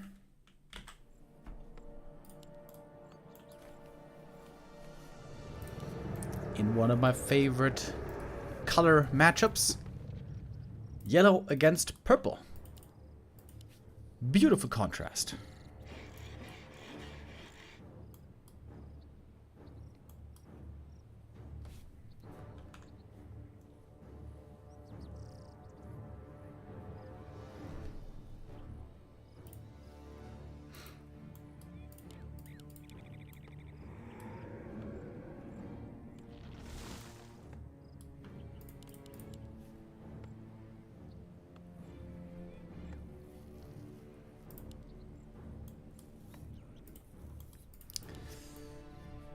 I would assume that here Infi is going to play still Farseer.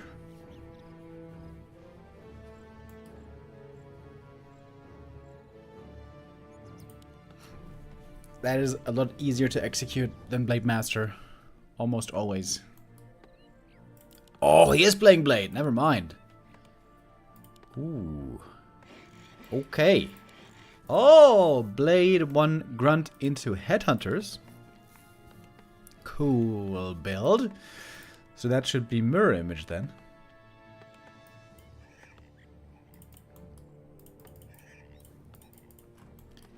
Little piggy. Remo, if you were a Warcraft 3 unit, which would it be? And also for heroes.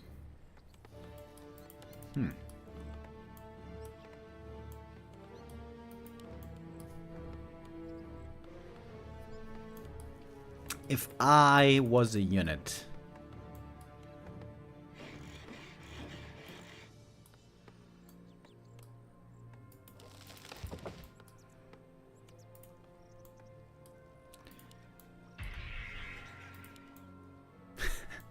Dude, I'm having a difficult time coming up with an answer. A player's forces are under attack. My first thought is Necromancer. I don't mind living in the dirt. I don't mind having fucked up nasty friends. And I can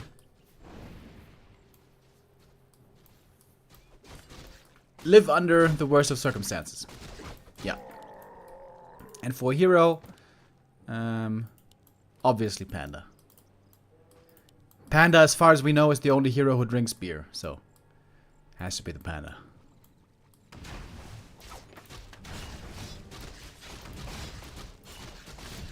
Wait, does the Mountain King like beer? Okay, if the Mountain King likes beer, then it's a 50-50 between Panda and MK. Talwin V with the resub, thank you.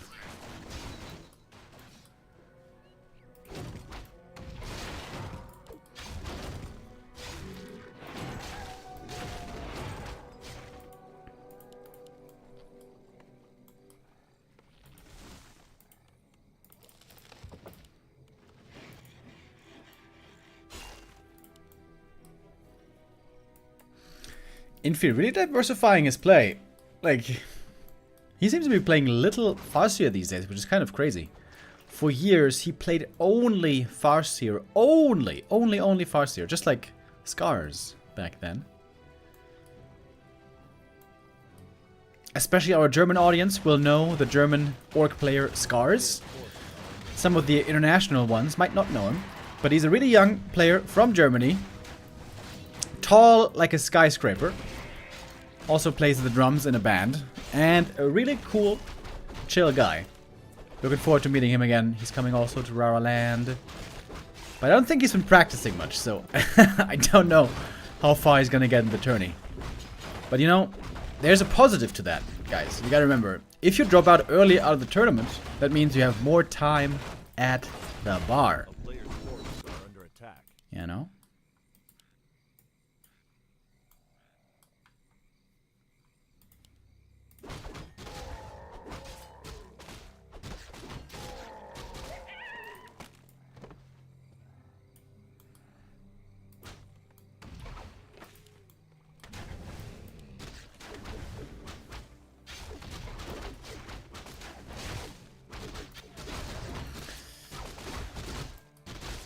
I've been playing pretty passively so far, just creeping. I've seen him play some games against Lin lately where I feel like he was over-aggressive. Trying to slow down Lin's creeping with little success.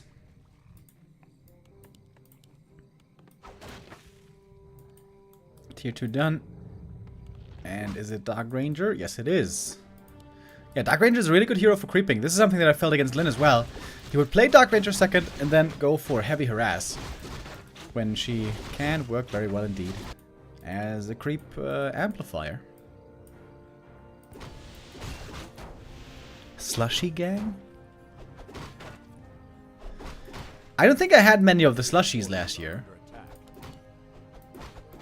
Admittedly, there are a couple of things I don't remember about last year. So I know that I had the slushies at least twice. So last year they had those slushies, those slushy cocktail drinks.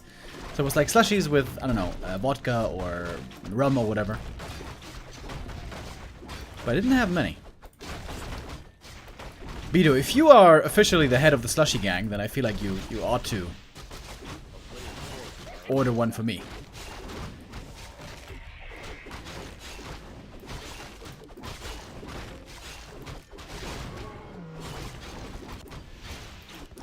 This has been a pretty boring game so far.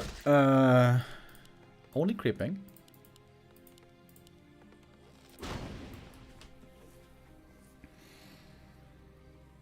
Starting my trip in 4 hours, says N. Williams. Hell yeah, bro. N. Williams, another one of the Raraland OGs. Was present at every single one so far.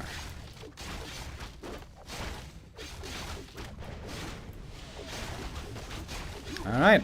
First little creep jack here. Dark Ranger level 2. DK already close to 4. Oh, speed scroll though. Wait. Might be able to get the kill. He doesn't have Windwalk. Silence. Trying to staff out before the Hex. Oh, nice play. Gets away right before the Hex. A player's forces are under attack. Very successful creep jack. Oh, out of Warcraft. Says, God, those slushies are good. Okay, okay, Bartek, if you say so. I guess I have to partake as well this time.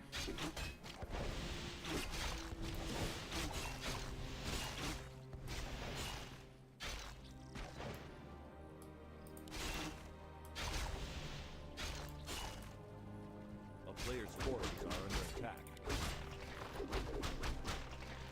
Not the worst early game for Infi though. He lost some headhunters, but not too many. Oh. Oh, wait. I didn't see this. Shadowhunter has 0 experience. Okay, that's not good. That is not good at all. Happy going for quite the early slaughterhouse this time. We've been seeing a little bit more A-bomb play in this matchup.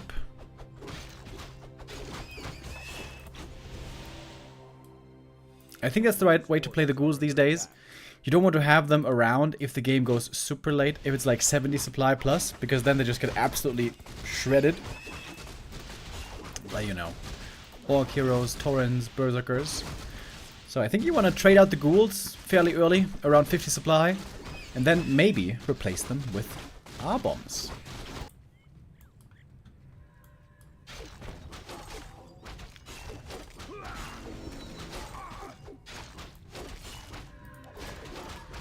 Remo is really the drunken master. Alcohol, alcohol, and more alcohol. Now he only needs the panda costume.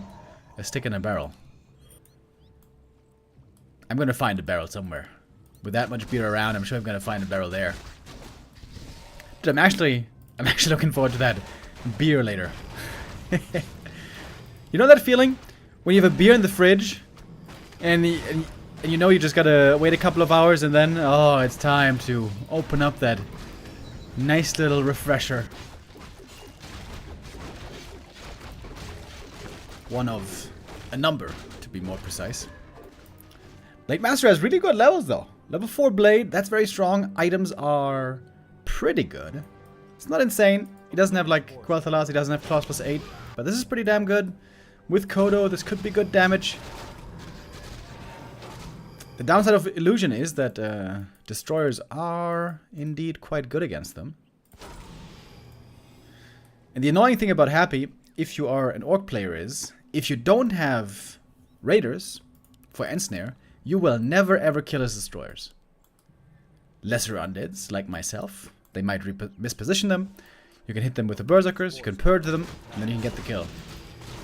But to kill Happy's Destroyers, you need Raiders.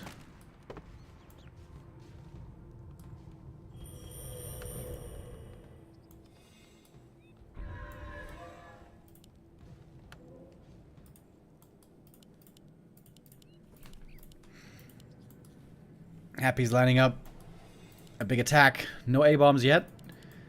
Ghouls and Destros so far.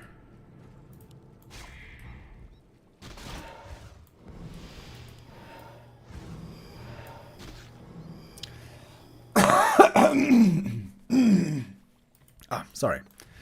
I hope that wasn't too gross. Yeah, my cough is almost completely gone, but it's a little a tiny little bit does remain. Infi is turtling. Very strong Blade Master, the other heroes not so much. And it is Morphin time.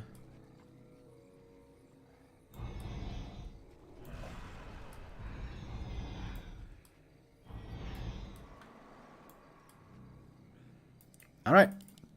Can Infi survive this attack? It's a 20 supply lead for Happy. Oh, that is a scary sight. Oi, oi, oi. Infi, get ready! Now he's producing. It might be a little bit late. We'll see. Here come the illusions. The destroyers could try to dispel them quickly though. And they're dispelling a whole bunch. Also the speed scroll here in part. One destroyer is actually getting caught with the purge. And that might be the kill coming through. Blade Master putting out some good damage, and one destroyer does indeed fall. Lots of mana though still left. Shadowhunter, ooh, absolutely nuked into oblivion. Can't survive all that damage. The silence was there. The Coronova was there. But a lot of ghouls are gone. But here you can see the power of destroyers against Mirror Image. Infi has some good piercing damage still left, however. A couple of Berserkers here. Blade, ooh, needs to be careful. Destroying some of the damage with the Mirror Image, has to run now. Of course, he doesn't have Windwalk, so that makes his life a lot more dangerous. Happy lost a lot of ghouls, but the heroes are still left. And now the fight seems to be easy peasy. Another win for Happy on his way to 3000 MMR. pretty one-sided, to be honest.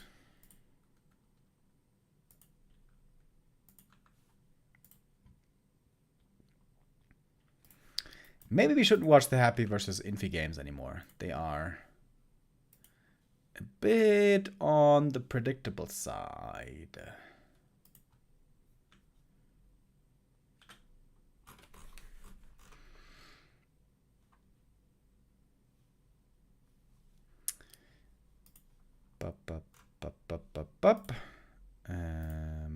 Who else is playing? Who else do we got? No one?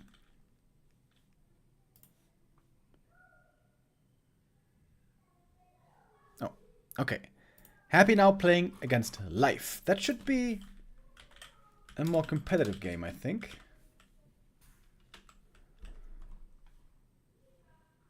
Concealed Hill, that's a good map for Night Elf. Okay. We love happy games. Let's check it out.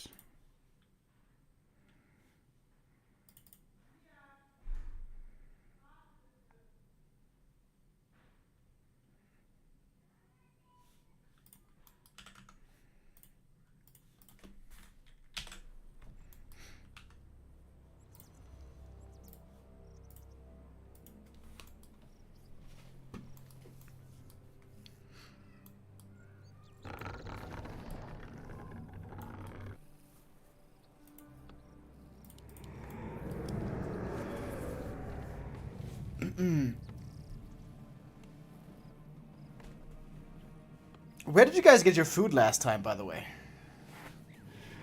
When we were working the event, we were fortunate enough that there was catering there every day, which was really good on the one day. On the one day they had lasagna, and the lasagna was amazing, dude. The other days it was alright. And that wasn't just my opinion. That also seemed to be the opinion of everyone else working there, because on the lasagna day, all the trays were completely emptied. Everything was eaten up. There was nothing left, not a scrap. But on the other days, where the food was alright, there was plenty of food left over. So yeah, I'm not sure if there's catering again. So if there's not, then we may have to get our food elsewhere. Kebab, mostly. Occasionally pizza. Yeah, kebab is the go-to German fast food stuff. Cheap fast food. We have it literally everywhere in Germany. And I think it's actually really good. I think it's kind of like burgers in America in some way. In that they're everywhere. But you have to know where to go to get the good ones. I think kebab is pretty easy to get wrong. The difference between a good one and a bad one and a mediocre one is enormous. In Mainz, for example, the city which I know inside and out, where I lived for 10 years, there's only a single good kebab place. So Mainz is like 220,000 people, is the size of it. And there's, I tried like almost every one of them. And there's only one kebab place that is really good. It's called the Tarts Döner Kebab, close to the main station.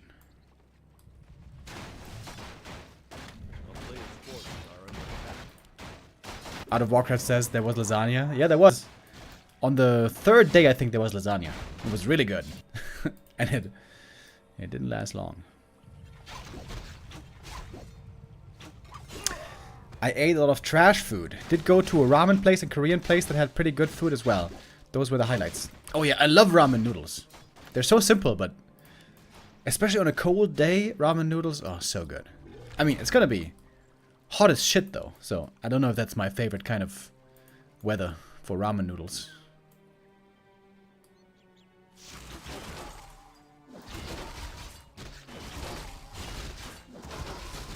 The one thing that saddened me a bit last time was that a lot of the people there, you know, the players who came to play at Raraland, of course they had to work on Sunday, on Monday, I mean, again, right? So they left on Sunday and then they worked on Monday. So many of them went partying hard on Saturday or Friday. where I couldn't join because, of course, I had to cast on Saturday and Sunday. You know, back then, in the WCA China days, I wouldn't have given a shit. I would have partied hard and be super hungover. But I have learned over the years that that shit is exhausting and nauseating, so I try to not do it anymore. So yeah, I couldn't come partying on Friday and Saturday, which that really made me sad. Of course, on Sunday we were kind of partying, but we didn't really go anywhere. We were just staying at the place, hanging out at the bar, talking with everyone, which was cool and all. But ideally, I would have liked to go dancing. Beater says he was out until 10:30 a.m. on Friday. Holy shit, dude. 10:30 a.m., man. That's pretty hard. I'm impressed.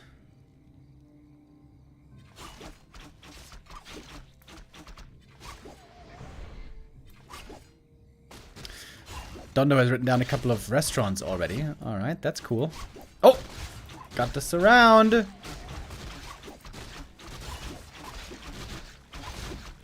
Oh, wait, he doesn't... No, he doesn't got the surround. Somehow slips out. Happy's playing more and more fast expansion against Night Elf these days. On Monday, he did this against Colorful as well, but there it failed. Alright. I've been screaming for one thing for a long time in this matchup. Gargoyles. Happy, please. Can you please try playing Gargoyles? I really think they are super underplayed. In Dortmund, there's the kebab place called Kebab 2.0. German Schnitzel mit Schmackes. Okay. That doesn't sound bad. Hövel's Brewery. For food and beer.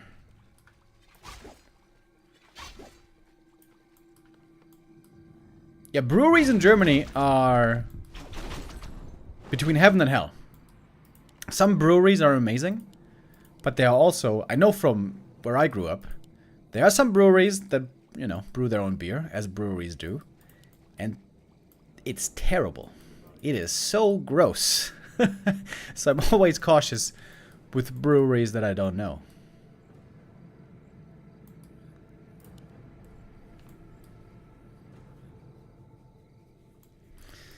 There were several nice, good places that we hit up near base camp last year. Okay, cool. Come on, Happy. Make some crypts. Double crypt, baby. Let's go. A player's forces are under attack. Life with another attack. Only level 2 demon. He doesn't seem to mind. Happy is busy elsewhere right now, so the Acolytes are threatened right away. Necro not close to finish at all, so this is painful for the economy for Happy. Because Life has a TP here, he can afford to do this pretty easily. Happy doesn't want to have to go back. Oh, this is a weird position now. Happy attacking the tree in the main. Now forcing the TP home. But that was very successful for Life. He killed 4 out of the 5 Acolytes here. Only cost him the TP in the end. Very good. What's the best German beer? There are many really good ones. Funkstätter, really good. Tannenzäpfle, really good. Helles beer is almost always really good. I actually like Beck's beer a lot. Some people say that it's a mainstream bad beer, but I don't agree. Krombacher, pretty good. My favorite beer is Czech beer, though. I like that a little bit more than German beer. Oh, creep jack time. Happy gonna lose some more ghouls here. Oh. That ghoul doesn't make it home.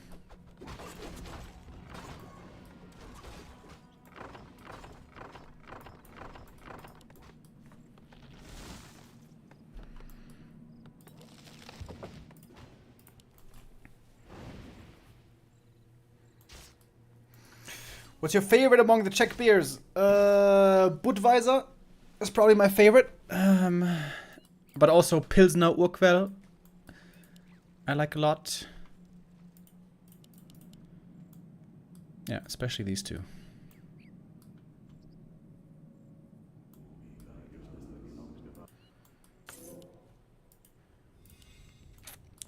Life's time is starting to run out here. He's not counter-expanding, so he will have to break Happy's expansion. Look at this army. Wouldn't Gargs be really good here? Happy setting up a bunch of towers. Now taking tier 3.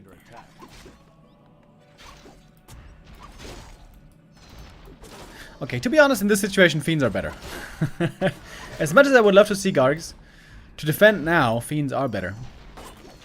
In lower supply, Fiends are better. In high supply... Oh, Sapper! Caught, though. Happy saw it coming a mile away. If you guys ever played Undead on Ladder against Night Elf, playing Expo like this, you will quickly learn that Night Elves love to use Sappers to blow up Ziggurats. So this is always something you have to be very, very cognizant of. What about Paulana beer? Yes, Paulana is amazing. I think the most difficult beer to get right is Pilsner, though. Wheat beer and Helles beer are a lot easier to make tasty. Pilsner, in my opinion, is the what's it called? The most difficult discipline, I guess.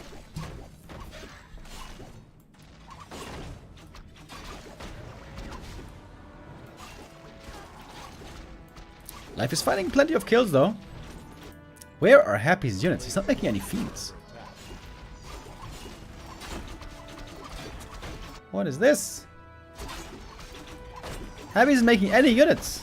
The hell? Double slaughterhouse now at the expo.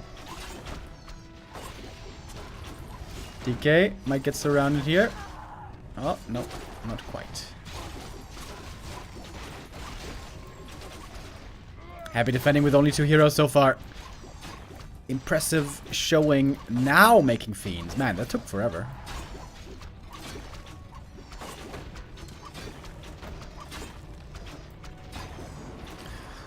Yeah, Happy has indeed been experimenting a lot with Fast Expo in this matchup. Which is interesting because he was extremely successful always with his 1-base play. Oh, DK. Oh, he's dead now. RIP.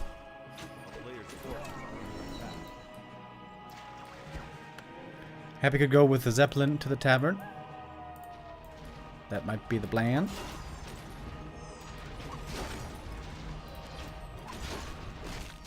A lot of damage here from the Demon Hunter with the orb. Gets the level 4. But of course fighting in the undead base isn't that easy, especially for Dryads.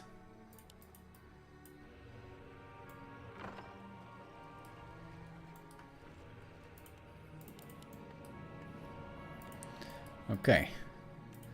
Game finally slows down a bit. Life got a ton of experience. He got lots of kills. Happy only has 3 ghouls left, by the way. Oh no, wait. There's 3 more here. Okay, I was wondering, how does he have so much lumber?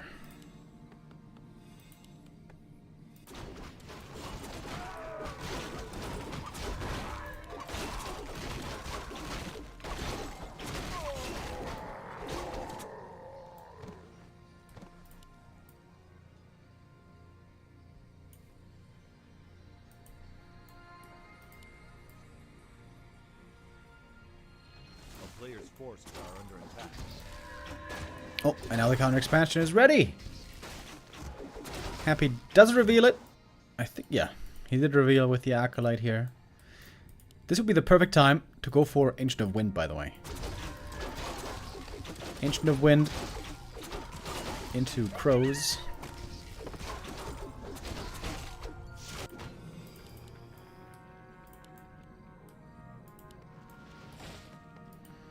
And Happy still playing Fiend Destroyer. Ah, still no Gargs. Sag.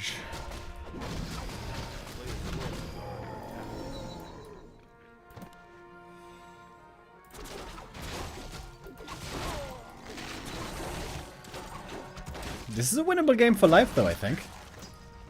The Demon Hunter is getting pretty damn close to level 5. And level 5 Demon is giga strong.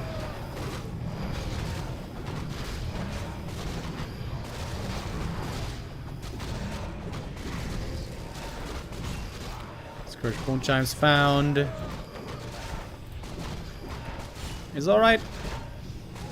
Maybe good for A-bombs. Ghouls normally die too quickly, which is why it's usually not that good for them.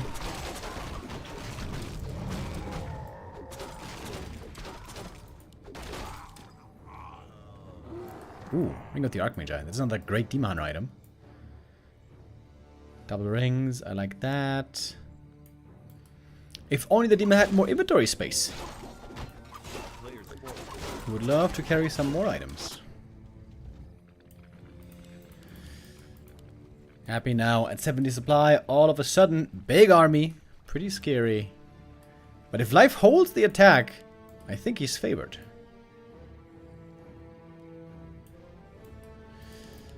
No air units, by the way. No winds. Just more dryads, more bears.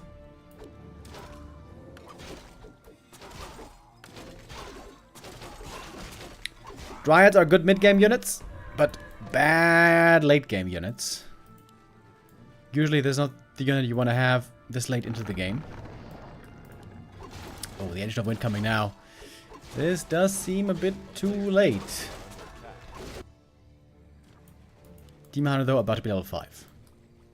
If life gets enough kills, either to get level 6 or to force Happy back, he will have the lead. This push is Happy's best chance to win the game. Double heal scroll, 80 supply, Fiend Destroyer.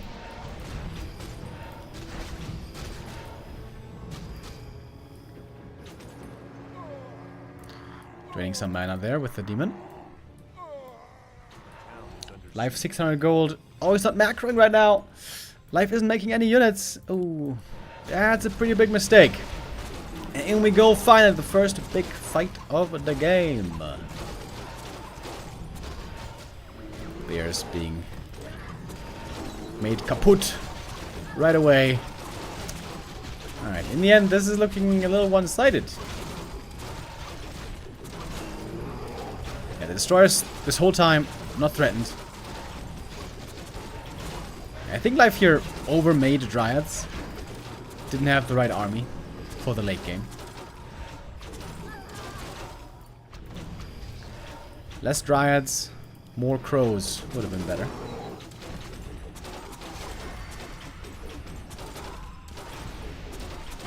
Oh my god, the mana burn on the Naga. Oh my god, that's so much damage. Hold the phone. We're not done yet. Happy still has an insane supply lead though. He doesn't have the lumber for the web upgrade right now. It's 100 lumber. So, hippogriffs are actually insanely effective. Yo, the dust! There could be a ton more kills! Oh! Life! With the comeback! Level 5! Oh my god, he's getting so many kills here. Yo, Demon Hunter level 5.5! Happy still 70 supply, but it's not here. A lot of production is missing. More kills! Damn! Naga right clicks also pretty crazy with these items. Fresh bears, more rejuve. Yeah, Happy not getting web is a huge mistake. That is not supposed to happen.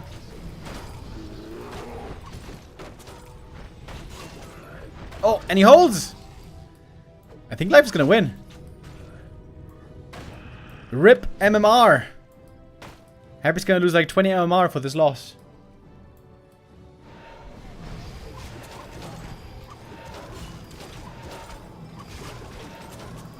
Life fighting.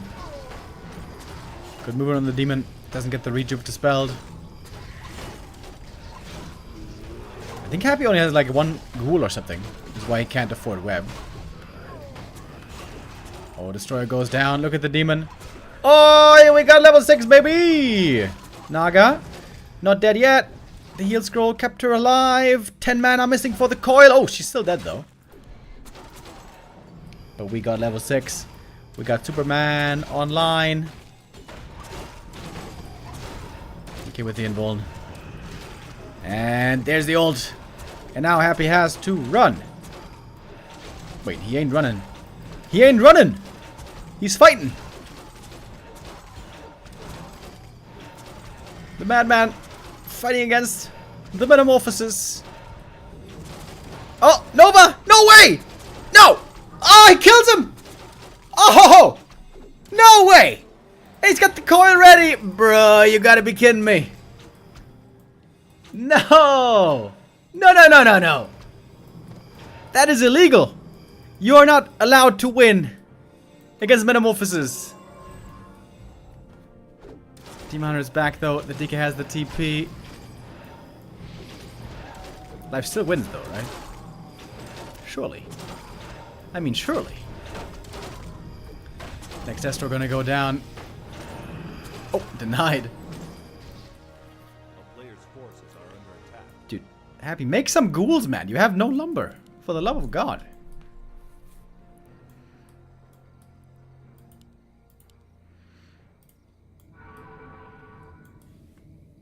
Life though. He's got the level 6 now. The Naga's coming back. He's got the supply lead. Life should win this game. I gotta say, Happy's fast expo strats haven't been working out so well. His one-base stuff in the past looked way more convincing.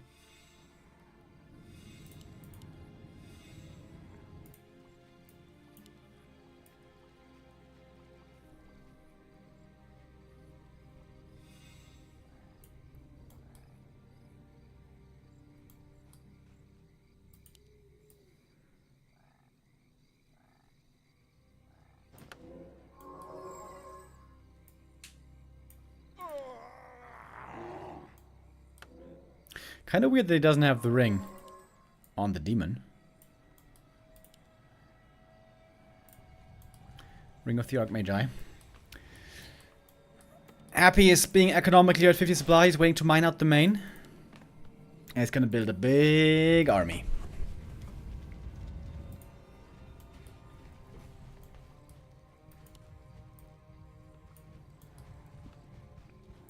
And now crows will be added as well. They are the strongest late game unit against Undead that Night Elf has. Because of how good they are against destroyers.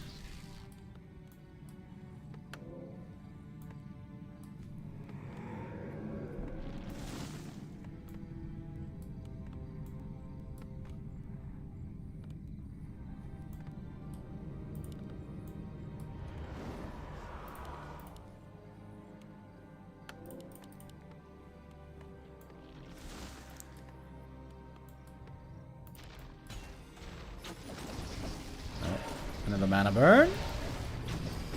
Only on a statue though.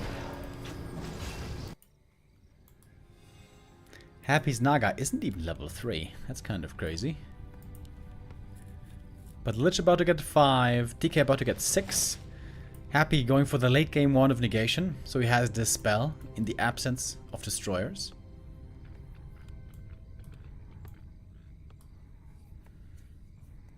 And now Happy spending his bank. Gonna build a big ass army. So that's Scourge Bone Times, by the way, which is now gonna be quite nice for the mass A-bombs. Happy's lumber is still low, by the way. A-bombs are pretty heavy on lumber, 70 each.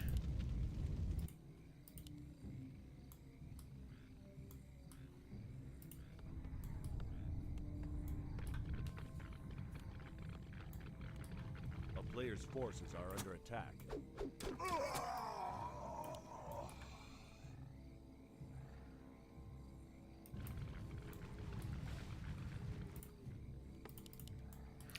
High upkeep for Happy.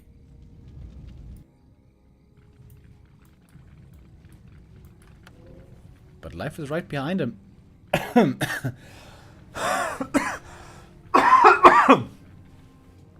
Ailey won. Oh, with the resub. Thank you.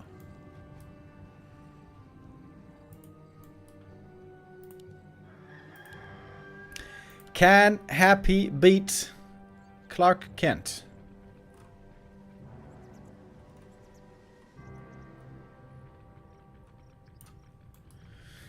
Great positioning here for life up on the high ground. Off we go. Here's the push. Life doesn't want to burst the ult too soon. I'm just gonna TP. Yeah, that's one way to do it. Just wait for the metamorph and TP away. Happy baiting it. A player's forces are under attack. And also, there's a lot of disease here that was spread on the army.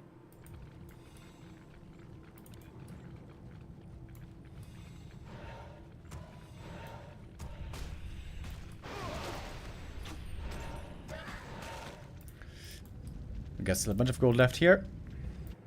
Tree of Eternity is, by the way, gonna resettle. Now doing quite a bit of damage here. Oh, ult over.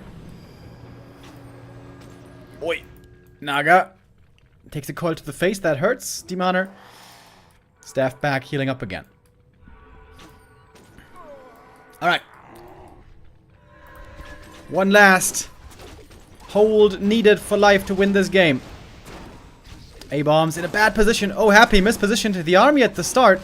Now, getting them in front again. The coil very good for the A-bombs. Lich level 5. That's a big level up.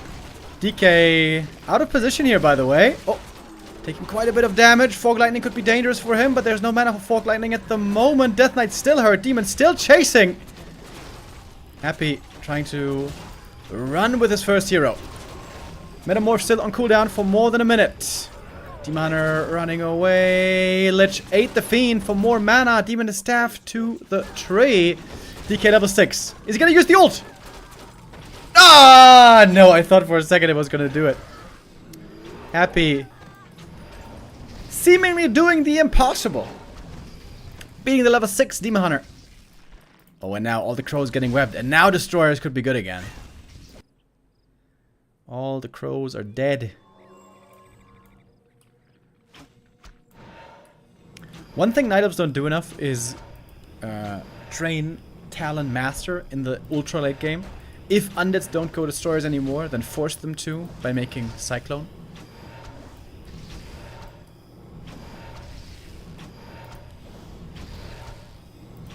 Demoner's back. Oh!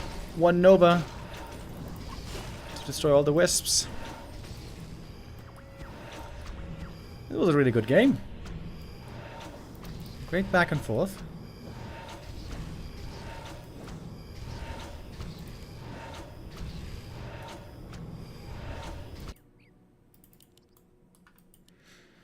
But now Happy seems to be too far ahead to stop.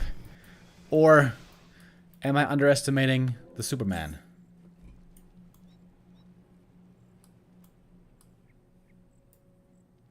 The Demoner was playing almost all of this game without an invuln, which is kind of insane. Yo, how much damage is this gonna be?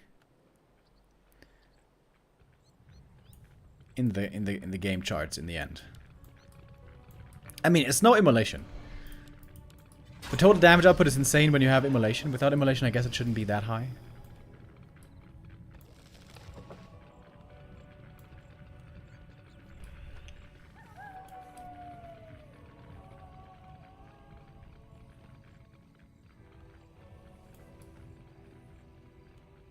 A player's forces are under attack.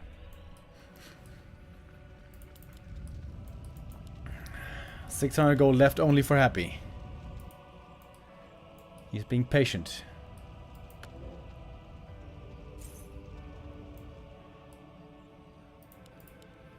Very strong heroes now for Happy. Mana pots again. The Coil Nova is pretty brutal now.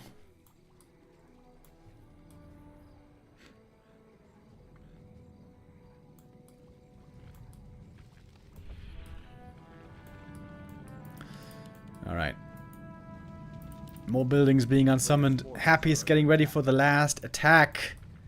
The last chance.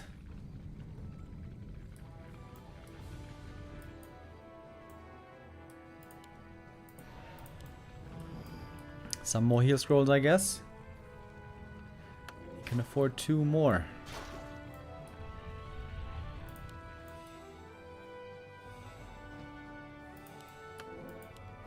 Alright. This is it. The last bit of gold for Happy. Nothing left.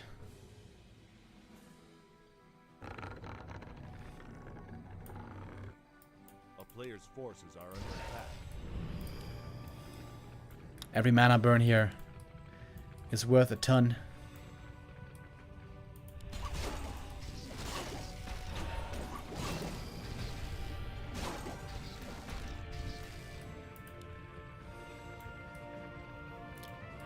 Supply is almost dead even. Happy has more gold again. He unsummoned even more, I guess. Could buy some more from this shop.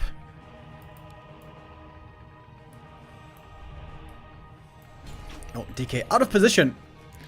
Oh, the Demon Hunter. Ooh, where's the Naga for the staff, lady? Naga also with the invuln. Oh, no staff! Oh my god, life, what the hell? What? No way. That's how the game ends, bro? You didn't even ult? Ugh. Dude. Just use the staff, my man. Wow, what a letdown. That was so anticlimactic. Life had a really good chance of winning here. He probably was out of range for the staff, but that's something you have to account for. You can't just run away with the Naga. That was pretty disappointing. Almost! He almost had him. Almost had him. Happy keeps experimenting with the fast expo play. And I gotta say, it hasn't been looking that good. I appreciate that he's been trying to find some innovation in his play, but this expansion stuff, not that amazing. At least, so far it's not looking that good. There's still, of course, lots of improvements to be made. Happy oftentimes takes a while to really perfect a build. For example, when he played Cryptlord against Human, for a while it seemed like the Cryptlord wasn't really working out at all, but then he kept working on it, kept on perfecting it, and at some point it was really, really good. Maybe this is the same kind of a process.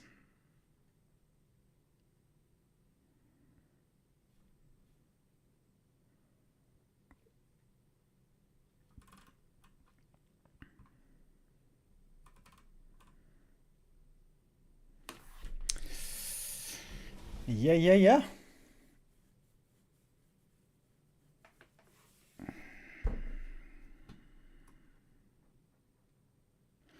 Naga needed Aether Lens. That's right. Yeah, in Dota there's this item called Aether Lens that increases your cast range, which is kind of cool.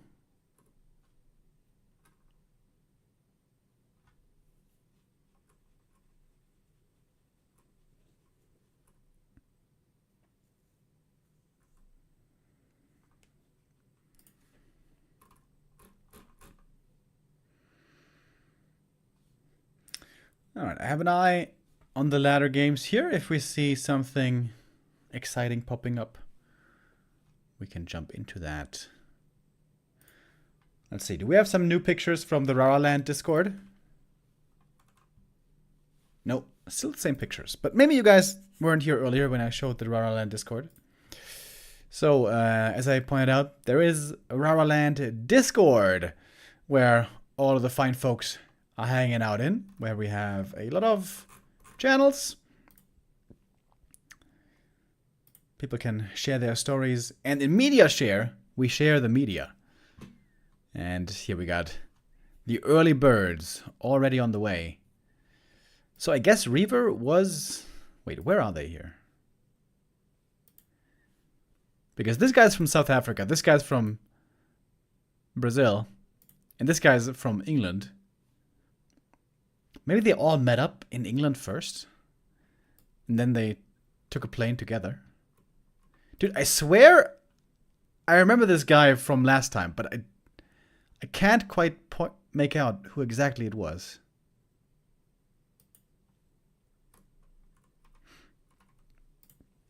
SNS posted some barbecue before.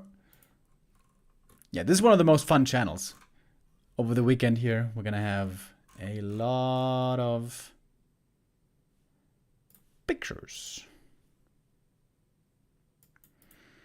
Happy went offline some minutes ago. Ah, okay. So I guess Happy is done playing for the day. Then we're gonna check out some other games.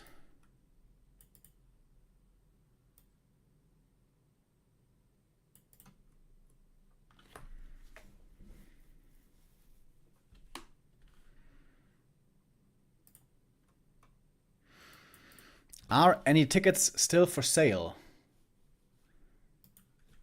I think viewer tickets are still for sale.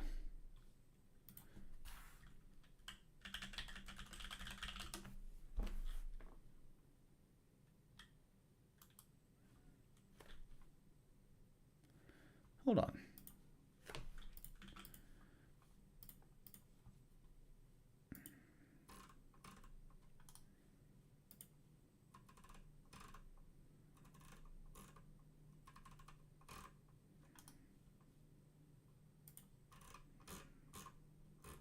Yeah, I'm pretty sure viewer tickets are still for sale. You should ask on the Discord. You know what? I'm just going to ask on the Discord. I'm just going to ask. I'm going to be the middleman.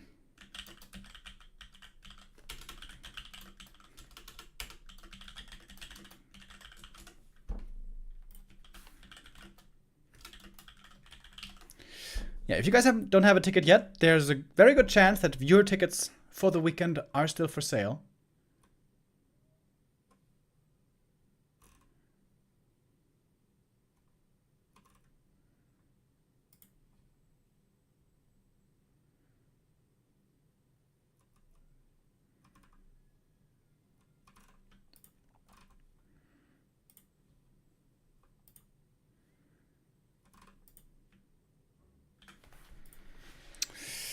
We should get an answer soon.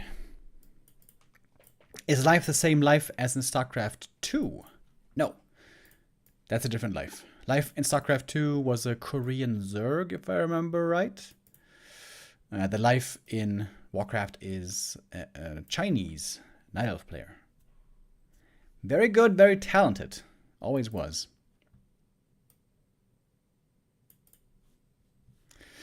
Not that I have time, I just wanted to know. So last year, we still had a bunch of viewer tickets that could be sold on the weekend. Maybe like 50 or so were still up for sale. On a scale of 1 to 10, how stressed is Neo? I didn't ask him exactly how freaked out he was, but he seemed pretty chill so far. He went there early yesterday already. I'm gonna find out tomorrow how fucked up it is. But I think over the years, we both got pretty chill with offline tournaments, you know? The first couple of offline tourneys I went to, I got so stressed. When shit didn't work, I had such a guilty conscience. I was like, oh my god, this can't happen. The viewers, what about the viewers? We have to make sure the schedule runs perfectly. We have to make sure the stream has 0 issues. We have to make sure everything's on time. We have to make sure everyone is satisfied. And something always goes wrong. Like, whatever the tournament is, you can basically be certain something always goes wrong. So over the years, I think we both adopted the mindset that, hey, we're going to try to look at everything, keep everything in mind, make sure things, you know, are properly taken care of. But if stuff goes wrong, then, you know, it happens. And then we try to handle it as it comes up. And so basically now we're pretty relaxed. For the most part.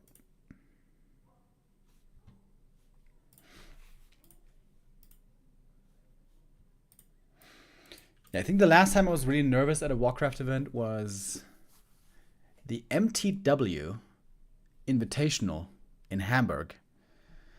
I don't even remember what year that was. But I remember being really nervous that day.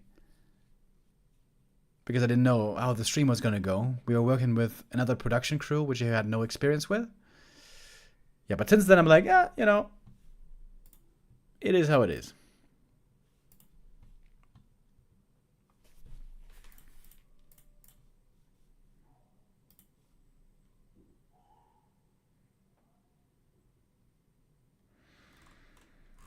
Oh.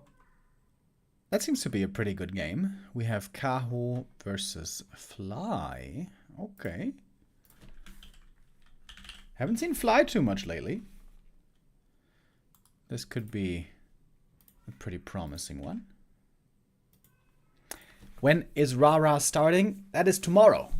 Tomorrow Raraland is starting. The first day will be all about FFA tournament. And then Friday, Saturday, Sunday, we're going to have the 1v1 tournament.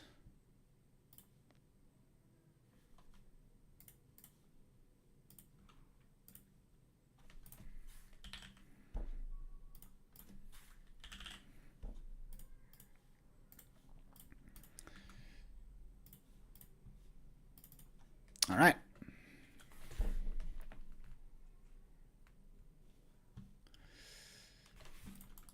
Fly versus Kaho in our next ladder game.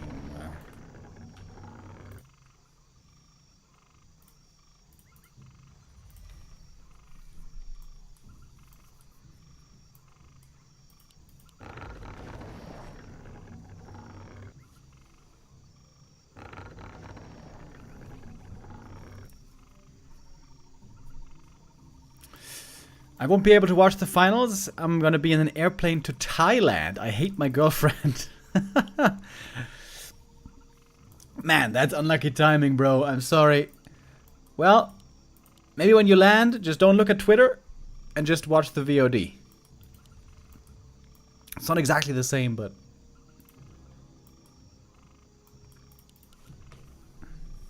it's still something. Are the ladder games live?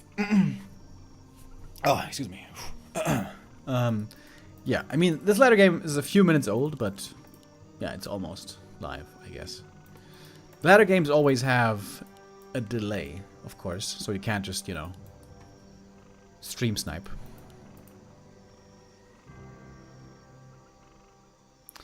The flight has internet, though. Yeah, some flights have internet, but sometimes it's very expensive. And also, normally the bandwidth is very low. I've never bought Wi-Fi on a plane before. I don't know what the quality of that is these days, but I would imagine that the bandwidth is pretty low, right? I'm actually not sure. Maybe they do have broadband these days. A player's forces are under attack.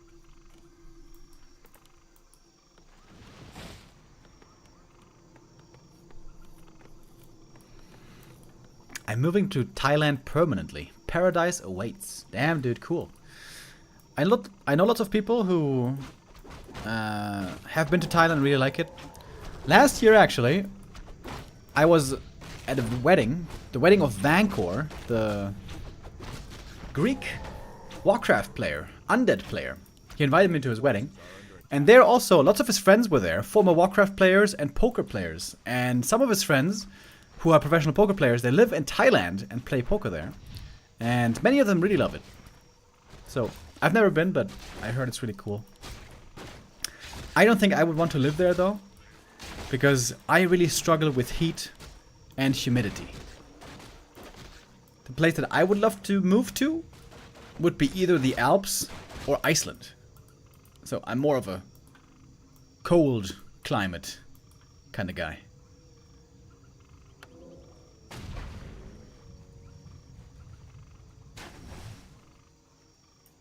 Players' forces are under attack.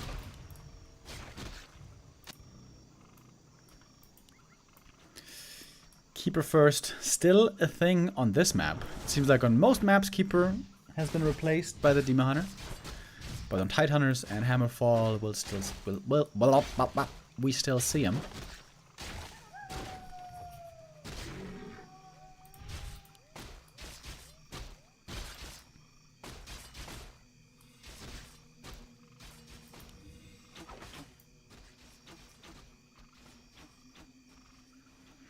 I moved from Austria to Switzerland, and only thing that changed was the bank account. Climate pretty much the same, haha. Yeah, I love Switzerland, and I love Austria. I think the Alps is one of the most beautiful parts in the world. And I love skiing as well, so, you know, it makes a lot of sense. But yeah, Switzerland is hell of expensive. Hell, Jesus Christ. That is a downside. Remo to Siberia. Yeah, I would imagine in Siberia it's pretty cheap. But that would be very far away. And I don't know if I would feel so comfortable in Russia. Not exactly my favorite country right now.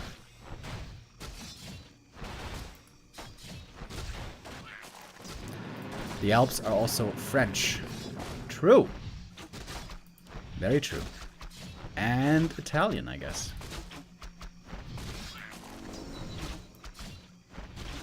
A player's forces are under attack.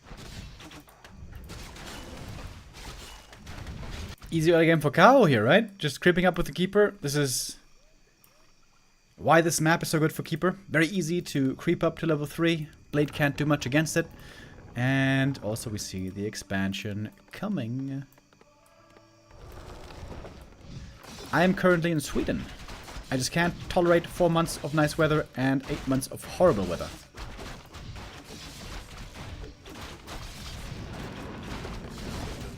What are you referring to? Which place has 4 months of nice weather and 8 months of horrible weather? Wait, isn't that Sweden? Isn't that exactly what Sweden is? Especially if you're far up north, then you're... there's just, you know, no sun for like 3 or 4 months. I guess you would have to be very far up north for that. Oh, trying for the cancel. Oi, this is so close. If there's a reveal, he might be dead. Oh, no way. Oh, 27 HP. Sick play by Fly. Really good small items here on the blade, by the way. Ooh, I think Kaho made a mistake though, right? With better keeper movement, I think he should have been able to catch him with the next entangle.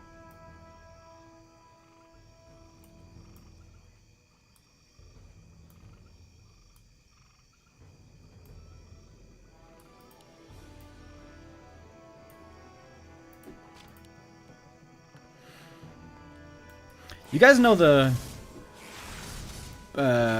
Bulgarian underplayer Godfather, right? He's another Raraland OG. He's been to everyone so far. And if I remember right, I think he works around the Arctic Circle. So he's way up in the north and sees no sun in the winter.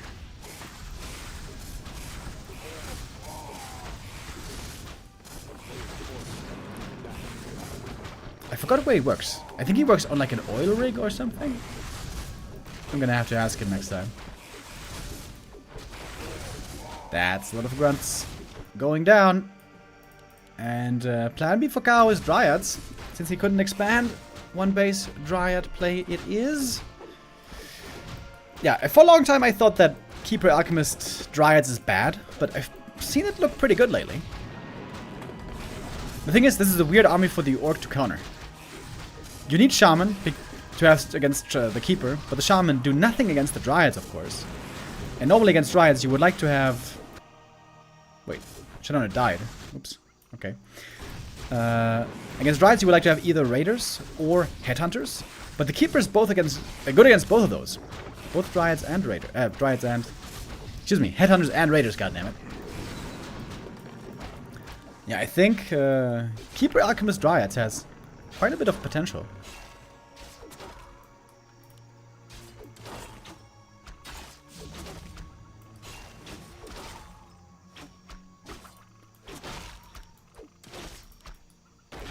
Oh, Late Master here, going deep.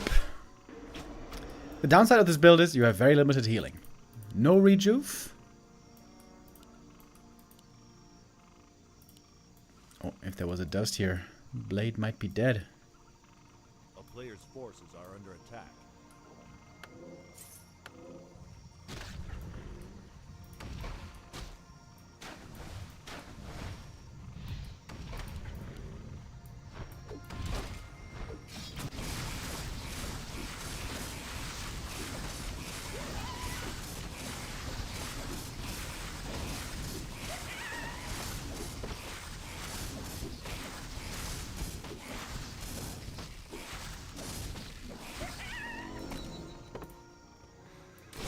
Oh, wait! Oh my god! I didn't even see it. Classic Fly! Oh my god. The acid bomb! Ah! Ah! He dies to the acid bomb tick. Oh, the most fly maneuver imaginable. You can run, but you can't hide, bitch. Infi is getting kind of ripped apart here, isn't he? Oh, Shadow, run. Oh no, he's stuck. This is a death trap. Also a death trap for the alchemist, I guess. But he's tough to bring down, despite having no rings. Why didn't you give him the rings, Infi?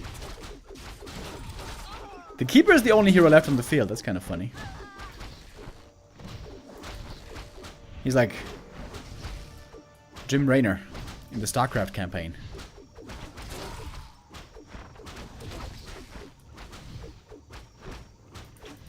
Burrows are very good against Dryads, though, as we can see.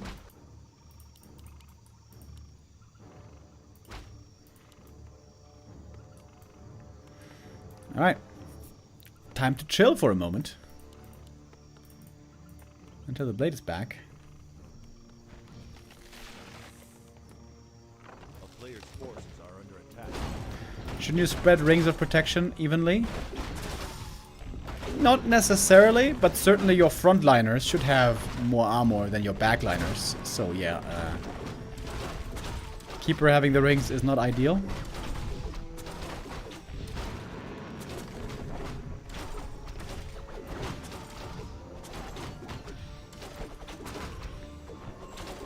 Kaho is really struggling with low healing though.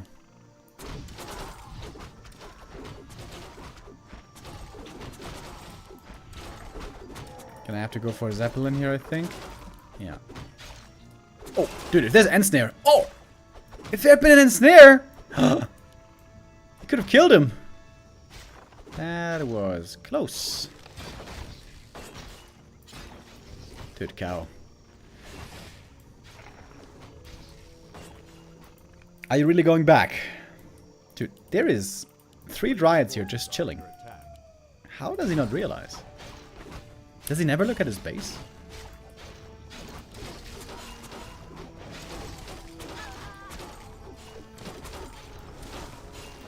Oh, now they're coming. Alright.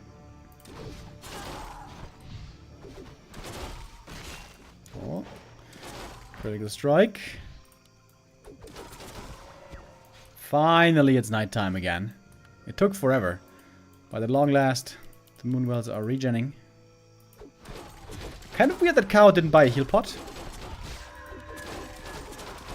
Oh, there's a reveal. Where's the entangle? Ah, wait, he's got mirror image. That's right. That's why we don't see it.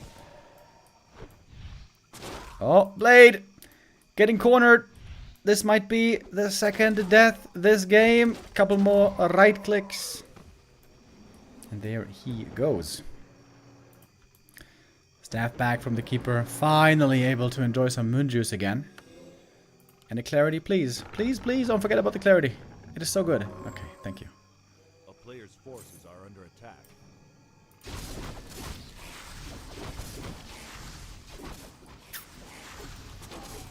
Alright.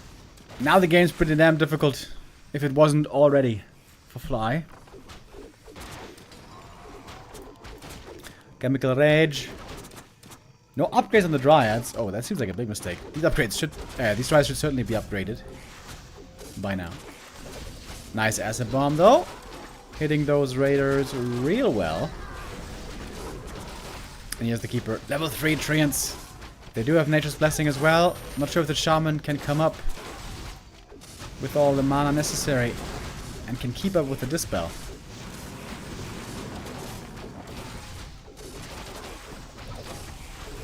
Shadowhunter.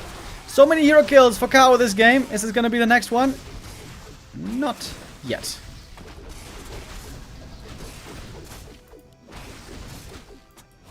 Taking out the Serpent Wards one by one. But when the Blade is back, maybe Fly can finally stabilize. There's still no expansion on the Night Elf side. But there's so many darn Treants. The Raiders don't seem to be faring well here. Oh, mana potion on the Keeper. More Treants! treants for days. But the blade is healthy again. He's still got those good items. I think he needs level 4 pretty badly though for that crit. Serpent wards here, very strong defensively. Oh man, he's got a parry apt he could give to the blade. That burrow goes down though, and the Shadow Hunter, oh, might be dead again. Speed scroll, nice escape. Heal potion as well. Drops the parry apt, nicely done. Level 4 Shadow. Dude, maybe he's turning this around. Level 4 Blade Master also right around the corner. This treant might do it. Oh! Dude. Fly! With the heart of a lion. Staying in it. Finally getting the cement upgrade at long, long last. Lost the burrows though. He's supply block right now. Kaho is still at 50. But the orc heroes are very strong now.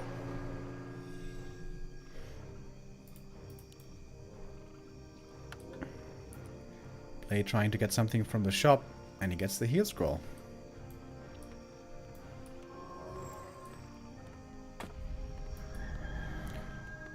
It seems like Kaho should have expanded behind this attack, right? If he had expanded, now he could simply place that thing. Spit on that thing.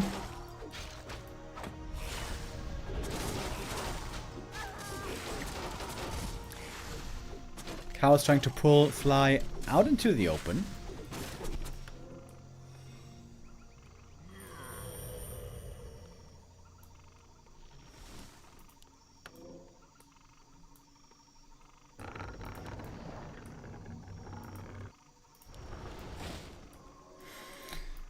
As much of the forest is being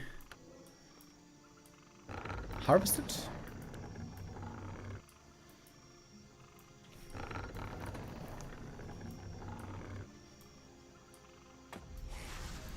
Oh, the swim boards are nice. Great positioning by Fly. This is a good game. Oh, Shadow Hunter. Uh-oh. Uh-oh. Shadow, where you going? Oh, no. No, Fly. Not like that. Okay, he's ignoring the Shadow Hunter for now. Alchemist, very hurt. There's a good level 2 heal wave coming in. Alchemist, Invo Potion running. Heal scroll used. The consumables are quickly being removed. Needs more treants. Keeper has a ton of mana still. Anti-glass bomb. Shadow Hunter in trouble now. There's going to be a heal wave necessary and he gets it off. The Alchemist goes down. Huge kill from the blade. Missed micro by Kaho, blocking himself there with his own dryads. And I think that's it. Blade Master, by the way. Nice inventory. He doesn't have any crazy good item, but he has a bunch of decent ones.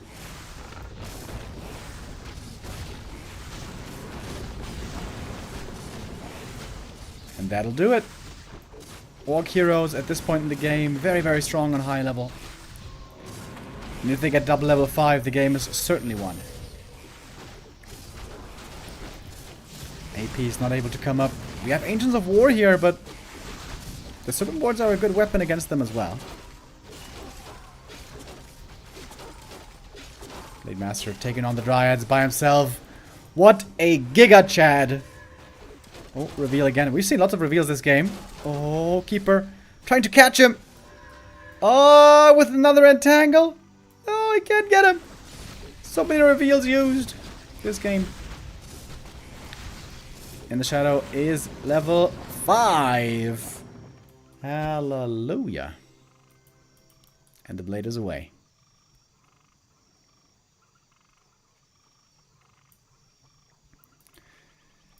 Good point by chat. Keeper is very close to level 6. That's of course also an insane ultimate.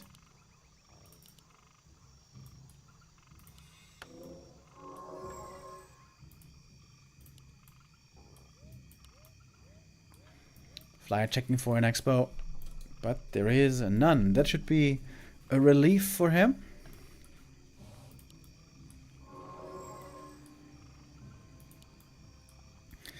Blade still very hurt. Level 2, 3 Serpent Wards, by the way. Those are insane against Dryads.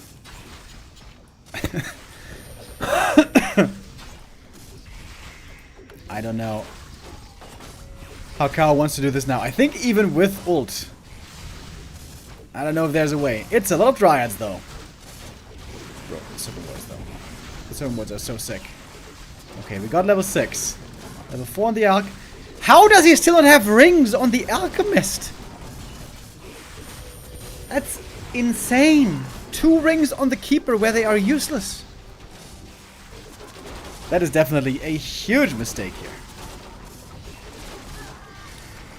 Need to pop the track. But there might be Ensnare to counter. Bro, how do you have the rings on the wrong hero? A noob mistake from an amazing player. Unfortunately here, that is something he, I guess, overlooked.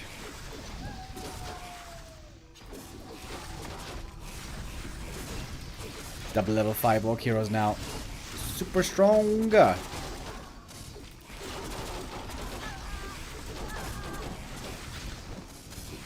Super wards do almost 50 damage per shot against the Dryads. They were nerfed a little bit recently, as you may remember. But they are still super strong.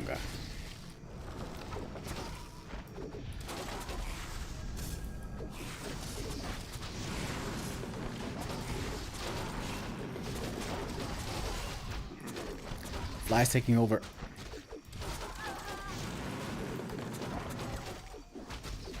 Wait, or is he? Is he though? If the Alchemist was the one on level 6, it would be a win for Kaho, I think. Dude, I can't believe he still has the rings on the Keeper. Jesus Christ. If he wants to keep 1 ring on the Keeper, I could understand. To protect him from hero focus, maybe. But at least 1 ring must be on the damn Alchemist. Can't tell me nothing else.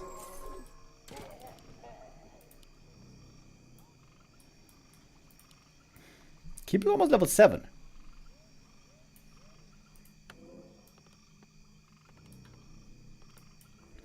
This Keeper is damn strong.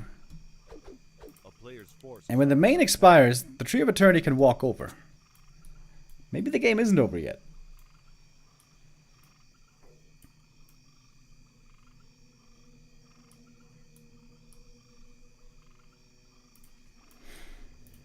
This is a cool game though. I'm enjoying it. Oh, Alchemist. No! Oh my god, so unlucky with the movement. This Alchemist is just cursed this game. No way. Alright. Rip Bozo.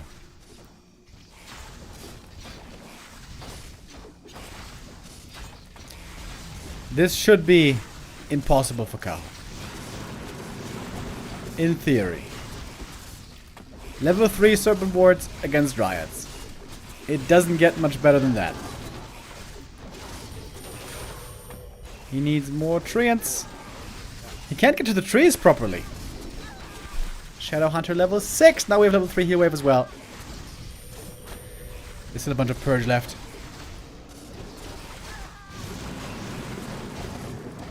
A whole bunch of Purge. Alchemist not even being revived anymore. And yeah, the game is over. Alright, Fly with a sick comeback. Man, he was against the ropes multiple times. But sick hold, well done. Swings it back around. Nice play by Fly.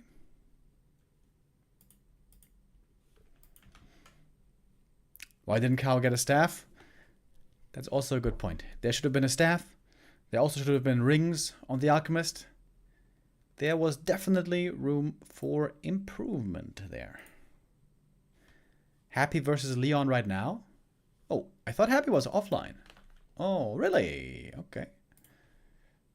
Yeah, that sounds interesting. It might be a bit one-sided, but it is the best matchup of all time. So let's take a look.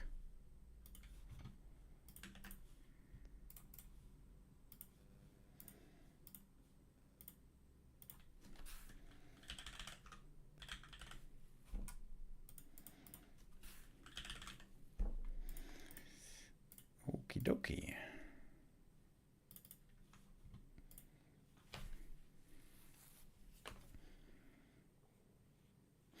I'm not ready to watch my boy Leon get trashed. Yeah, Leon has beaten Happy once or twice on ladder before, I think. Maybe today he can do so again. This is, after all, Happy's most vulnerable matchup right now. But the Hapster is still the Hapster.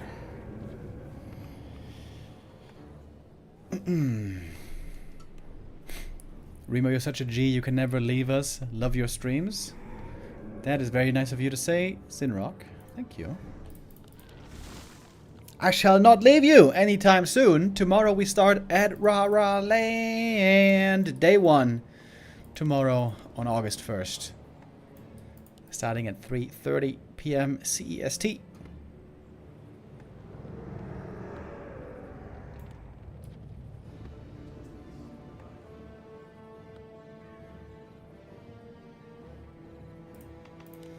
If this isn't Raraland yet, what is it?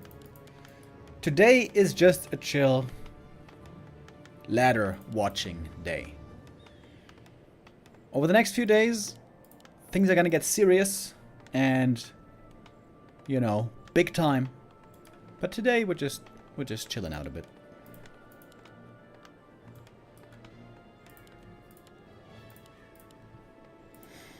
Archmage first against Cryptord again. Happy has found his new favorite hero in this matchup. It took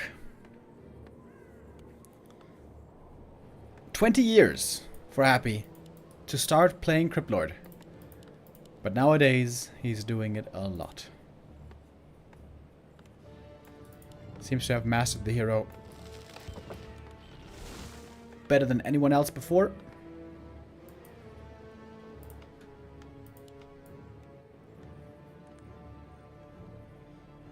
The early game is insanely important in this matchup. Expo cancellation, expo timing. Critical.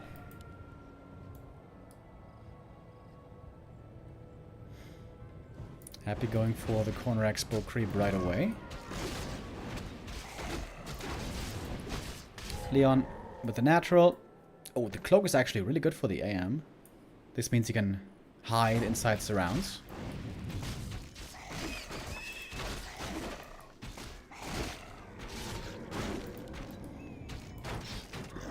Footy Scout here doing a decent job harassing. Archmage on the way. But he's not yet level 2. If Happy gets this creep, that will be level 2 for him. And Cloud 8 is really good.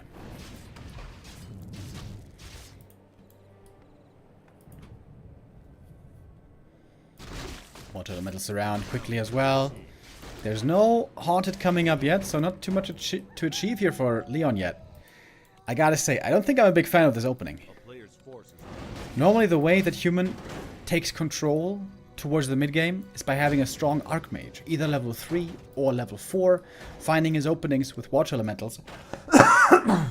But with this opening, he's stuck on level 1 for a long time. He does have double Arcane Tower coming up, which is going to be very, very strong against the Cryptod once they're finished. But the AM is playing a very, very, very sacrificial role for a long time.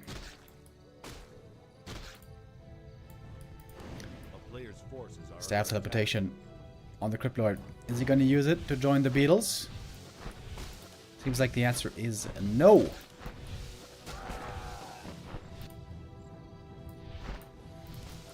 Leon has to build this expansion as soon as possible.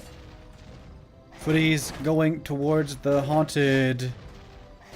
Where's the Archmage? Joining only now. Leon here seems to be a bit mispositioned. It might still be enough damage though. He caught the Haunted early. He's got the cloak. Remember. Nice. Okay, not a bad start. Oh! Reveals the AM though. Cloak again. Not enough mana for the next Impale. Successful. Cancel for Leon. Alright, this is not looking bad. Expo is coming up right now. AM is still safe over here. Sort of. But is indeed very underleveled. Extremely underleveled. Leon needs to creep. So badly. A player's forces are under attack.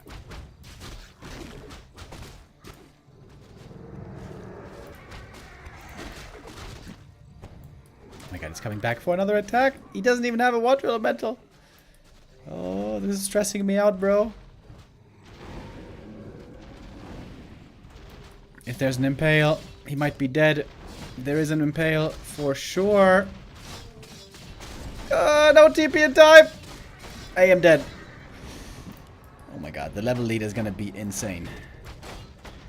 You might argue that it's worth it. It's an expo delay. Oh, but this is an insane level lead now.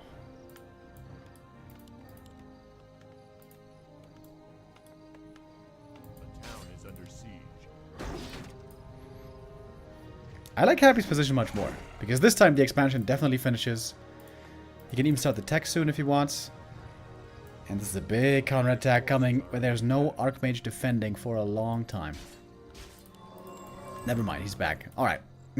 AM will be defending, but he's only level 1.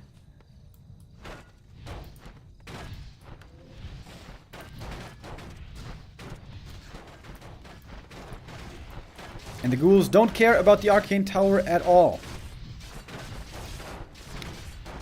Leon needs to place a water elemental here. I think that's what he's trying to do. But the Cryptid has to stay away from the Arcane Towers if he wants to have any mana. Look how long the AM is level 1. That is insane. Now he's level 2. Almost 7 minutes into the game. Lol. Happy's tech now started as well. Leon is ahead on the tier 2. Of course, he's ahead of on the expansion. But this AM is going to be a wet noodle this whole game.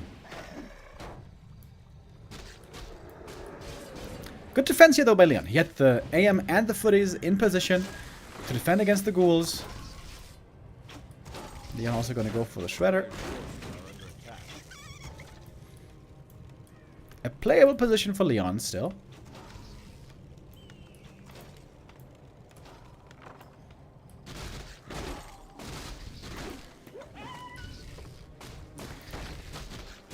But the Crippler is getting close to level 4.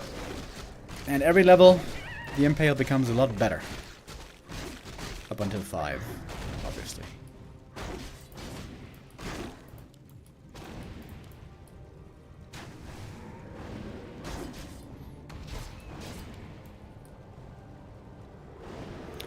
At this point in the game, ghouls not so impressive anymore normally, especially if there's level 2 water elements, but of course here there isn't.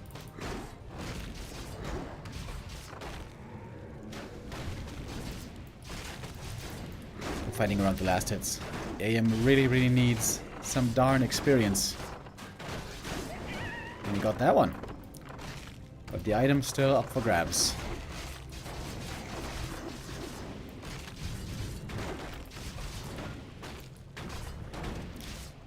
Crippler now pretty hurt as well. Gonna go for his own Zeppelin. Alright. That's one way to do it. Tier 3 on the way. Leon's gonna have plenty of lumber. Of course, the strat we see mostly these days from humans is mass griffins. Something that was unthinkable some time ago. But these days, if you have a stable base, if you have a good mid-game, mass griffins are indeed feasible.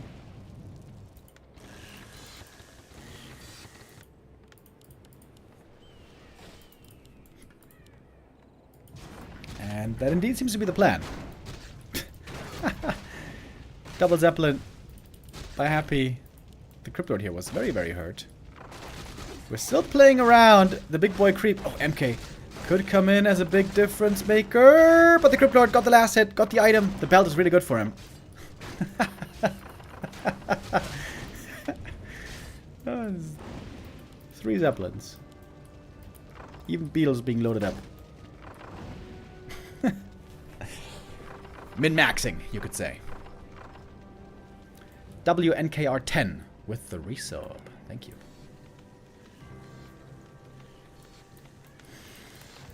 Alright, here come the aviaries. We also need some gyros in case of destroyers. Triple aviary, double workshop.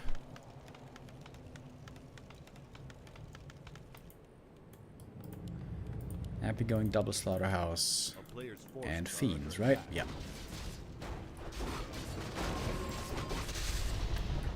Nice impale steel right there. Crypto now almost level 3. Level 4, I mean. Oh, nice load up. Good saves by Leon here. Leon's playing a good game. Cryptlord in a bit of trouble here as well. Mana potion passed. Foil before the heal. Look at the AM. He's still not close to level 3. It's crazy.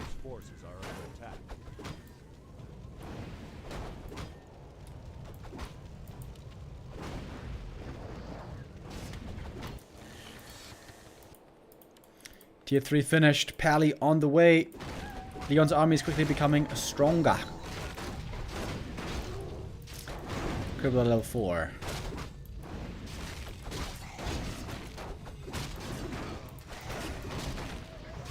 Last coil. Cryptlord now a little squishy, but we have the Zeppelin. We also have Web. And looks like Happy will also be getting the next big item here from the middle.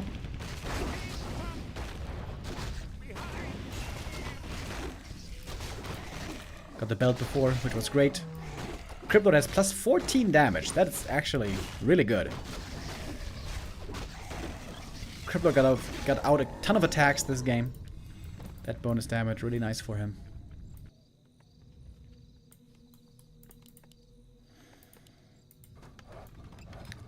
Leon going into upkeep. He's got the Griffins now queued. They are very, very strong in high numbers with high upgrades. The weakness of Griffins is, if you have less than 6, they're easily sniped, easily taken care of. And Griffins don't work well in low numbers. You need to have a high amount to be able to snipe one fiend after the next really quickly. The bigger the armies become, the better it is for the human. That's why Happy wants to strike quickly. He's gonna go for a big timing attack with his tier 3 upgrades. He's got the Lich, he's got the Orb, he's got the Frenzy Ghouls, he's got Fiends and Destroyers. 80 supply. Ready. If Leon can hold this attack, he's gonna be favored, but it's gonna be a difficult hold. The cannon tower not yet up at the expansion. Oh, that's pretty annoying. This would have been a huge help against the ghouls. Big oversight, forgetting about the cannon tower for too long. Now Leon has to defend. Down by 10 supply. Ghouls into the peasants quickly. Take care of the arcanes, no problem. Leon needs more gyros. And in we go. Griffins attacking the Fiends, Gyros attacking the Destroyers as it's supposed to be. Book of the Dead being summoned by Happy here, being of some help. The Fiends, though, also going down fairly quickly. The Clap here looking decent. Level 1 only, though. MK now out of mana. Has a mana potion still he could use. DK also out of mana. Cryptlord also out of mana. Almost everyone is, in fact, out of mana. A mana potion on the MK, resulting in another Clap there. And Leon, hold at the expansion. The ghouls are taken care of. And there's still some peasants left for mining.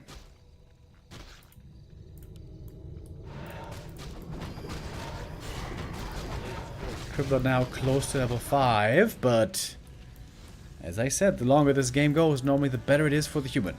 But Leon needs to rebuild quickly. Also needs a regen scroll. Could use clarities. Leon here. Not recovering as well as I would like to see.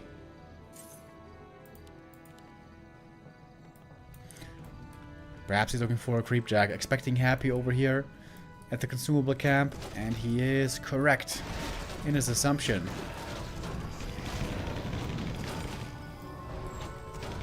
Happy kiting back.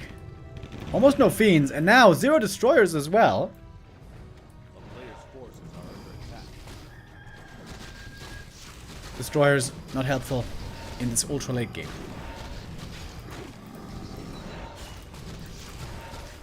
Crippler got the level 5. Impale is good to disable heroes, but of course it doesn't help at all against the Griffins. Nice good run by here. Forcing the peasants off the line, again making this expensive for Leon.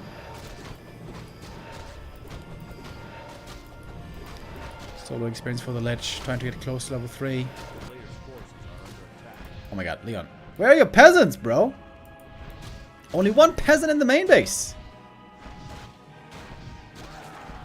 Happy's ghouls here end up being very successful.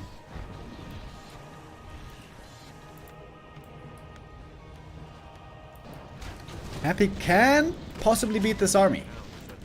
It's not that many griffins. It's not that many upgrades.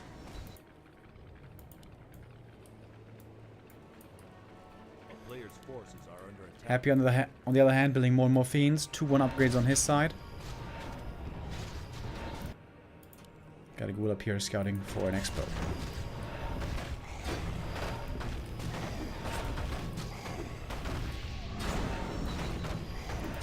Oh, big item pickup. Impale to secure the last hit. Happy gets a claws plus 12. Could be sick for the Lich. Happy's gonna TP away. Doesn't want to have anything to do with this fight.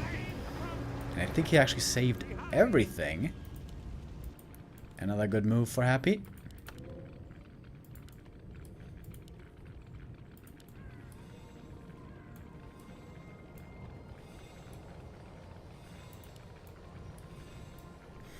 Lich now, quite the machine. A player's forces I wouldn't mind if he puts the belt on the Lich to have him more tanky. DK level 4.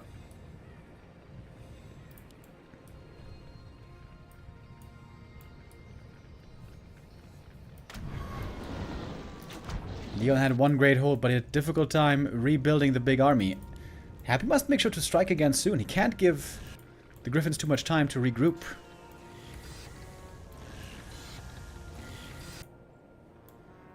a player's forces are Ghouls under again ready attack. for a run by. Leon knows an attack is inbound. Supply is now very even, but lots of the production for Leon is still missing. Position here for Happy is awkward. He wants to have all the fiends in range, doesn't want to have some of them ahead of the pack. Impale on the Mountain King, trying to slow down the clap. The damage from the Griffins, of course, is immense now. Going for the statues right away. The fiends untouched for the beginning of the fight. Invuln on the Paladin as well. The Impale only hit the Water Elemental. Happy's trying to kite against his Griffin army. Scroll of the Beast popped as well. Even more damage on the Griffins. Oh my lord. Death Knight in the middle of everything. Getting focused hard. Has the time barely for the Invul Potion. With that, he does survive. Impale on the 2 heroes. Nova could be dangerous, but there's no mana left for a Nova. Happy has to TP away, and again, a hold by Leon. Losing some more Griffins and also peasants.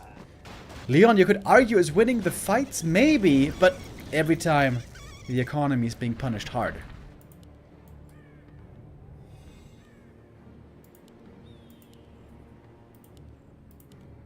A player's forces are under attack. 4-3-3 hero levels are very good now. The AM did manage to catch up in the end, despite a very, very slow start into the game.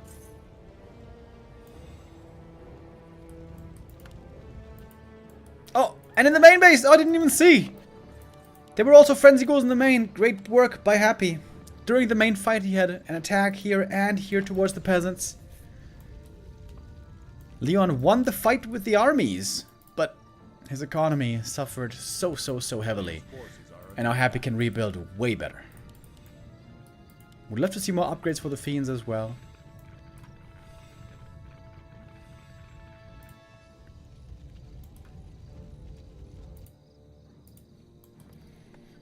That's a pretty good game, I gotta say.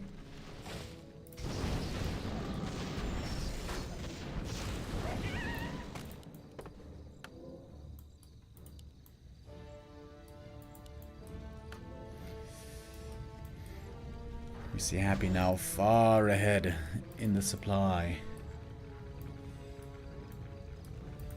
Around 15 supply ahead is Happy.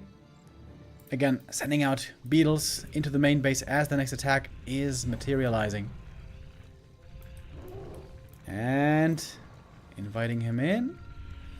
I think Leon this time figured it out, but now he has to be busy over here at the expo.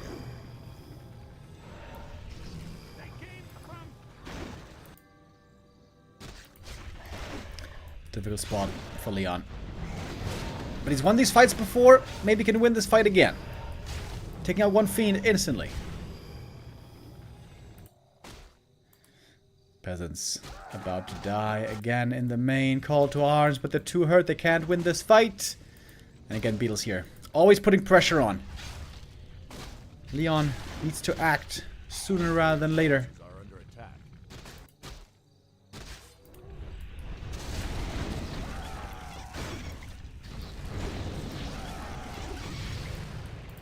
No blacksmith anymore.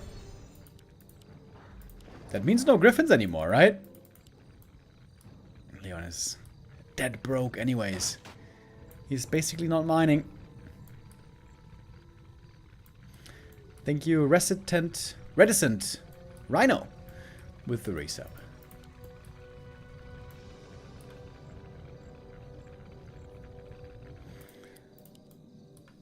Happy wanting to expand again. Also Happy himself a bit broke, but he's got a huge army. 80 supply of mass fiends.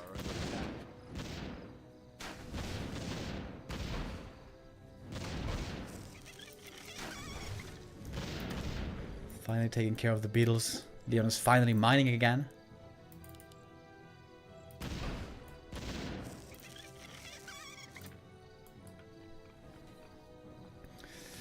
But now Happy has the expo lead. Can Impale hit webbed griffins? The question from the chat. No, it cannot. Impale can never hit any webbed unit or any ensnared unit. This is hard-coded into the game. I don't know exactly why that is, but that is the case. A player's forces are under attack.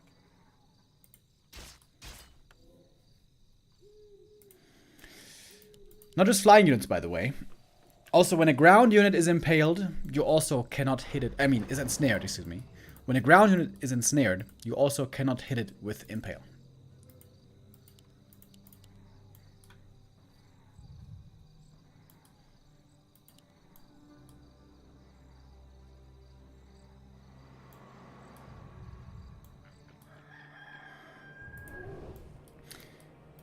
Leon put up a good fight here for a long time. He's rebuilding his army, actually. This game is not necessarily over yet. 80 supply griffins is extremely strong. Okay, so apparently you don't need a blacksmith. I thought you needed a blacksmith, but I guess not.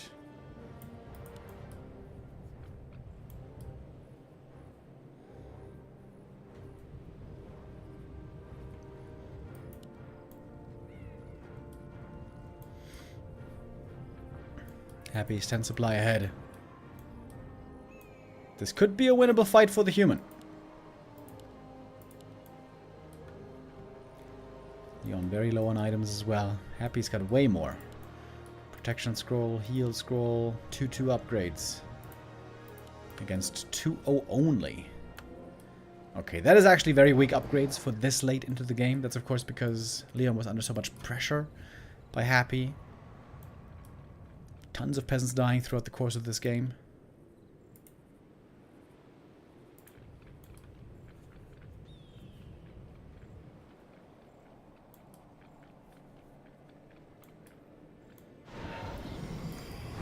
Okay, in we go. Can Leon also win this fight? If he wins this fight and breaks the base, there is a chance. But the Fiends, some of them have 9 armor. They're actually very tough to bring down, as it turns out. The statues fall easily. But now all the Griffins are webbed. And Happy spreading out very nicely. The Fiends have some good damage in here as well. Lots of mana for the coil. This looks like a rather easy fight. Nice impale on all 3 of the heroes.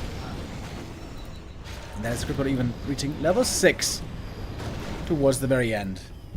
And Happy does take this map, but not without difficulty. Leon here was in a good position at times. He had a weak Archmage for almost the entirety of the game. But if he had kept his economy better protected, could have been his game, maybe. That was pretty close. Closer than many of the games we saw before by them.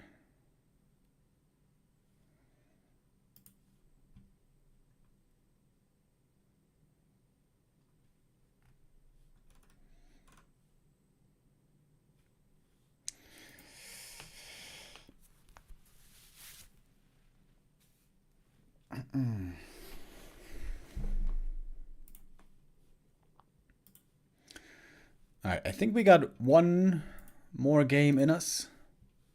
Time for one more before we say bye-bye and see you tomorrow. Of course,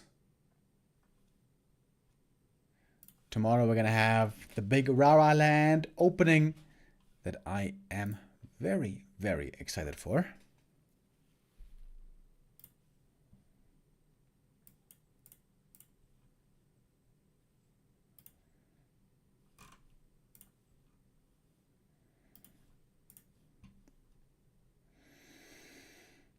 So who else do we got playing?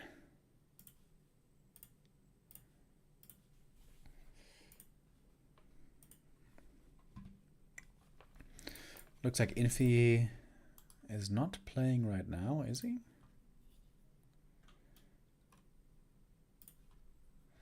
Ah no, he is playing.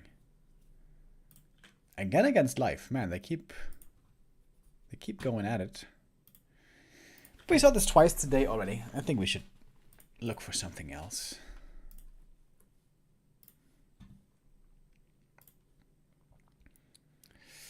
Just a question here. What do you think if Leon switched into Knights second fight he won? Would that have been better? You cannot go too heavy on Knights because the Crypt Lord owns them with Impale. And Lich Nova and Frost Armor is also very good against them. I've been wondering if it might make sense to make, like, 2 or 3 Knights max. But maybe Griffins are just better. The great thing is that Knights also benefit from the same attack upgrade as Griffins. Yeah, I'm not quite sure if there's a place for Knights in a Griffin army. The big strength of the strategy is, late game, that you make Impale almost useless. It's only valuable against the heroes anymore. If you add Knights, then you give more value again to Impale.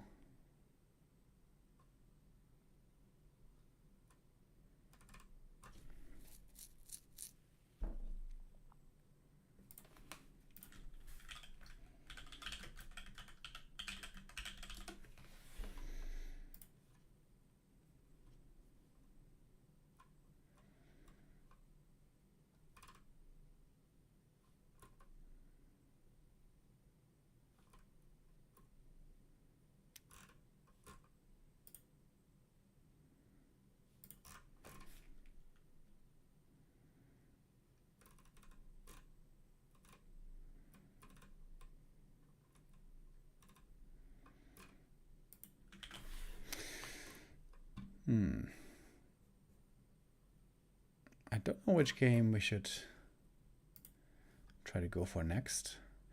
Maybe if there's another Leon game?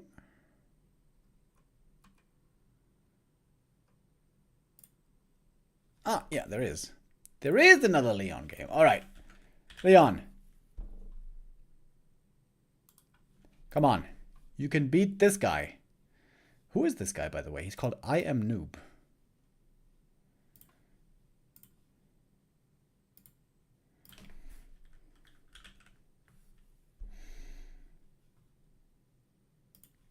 been around on the ladder for a long time.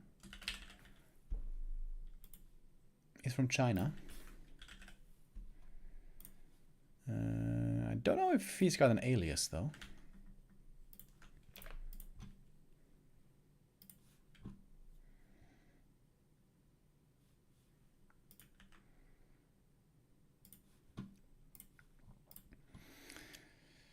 All right. Last game of the day, ladies and gentlemen. The last game before Raraland. We'll have again the honor of watching Leon now going up against an orc opponent.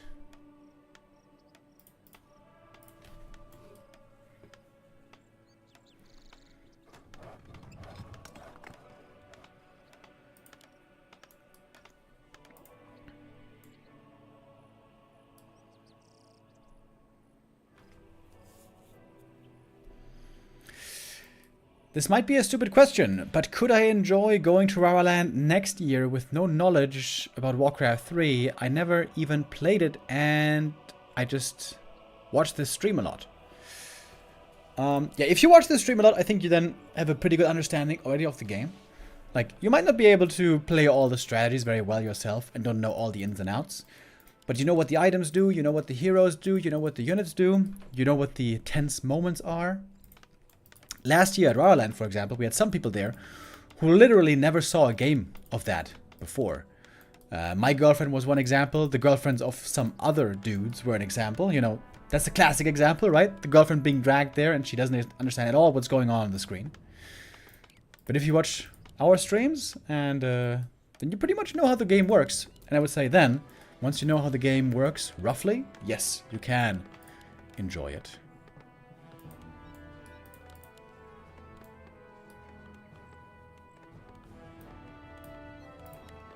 Thank you, Heavy Metal, with the resub. Raraland, the prime time of Warcraft 3. Let's go! Hell yeah. Tomorrow, Raraland 3 kicks off in Dortmund, Germany, at the base stack.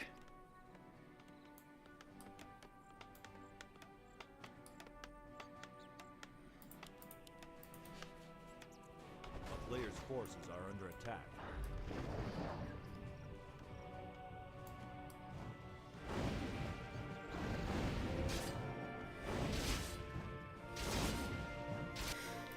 Alright, Farsi Harass. Yeah, this looks like a very standard opening so far. Fast.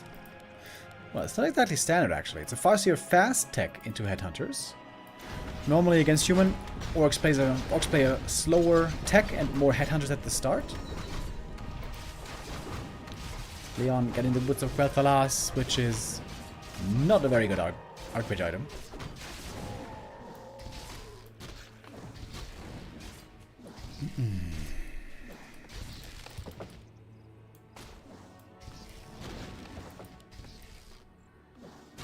A player's forces are under attack.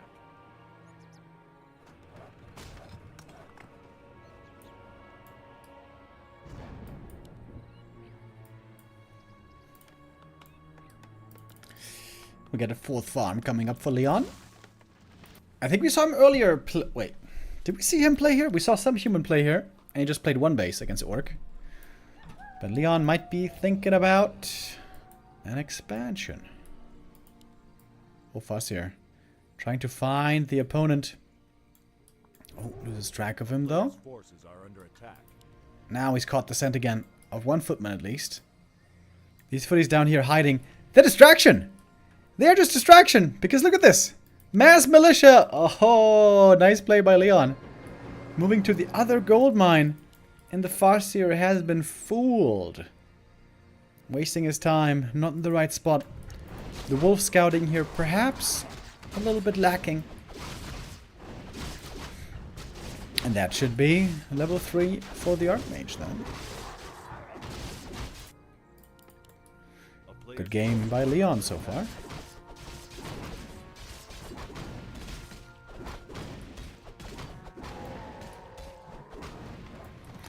Ring of Regen also a really good item. But it's a Fire Lord. I am noob is ready to go all in here. No nonsense. No late game. No counter expansion. Oh, but the footies have to defend already. Oh, that is really good to have this early. Great macro game by Leon. Beautiful movement. Good creep route. Good game plan.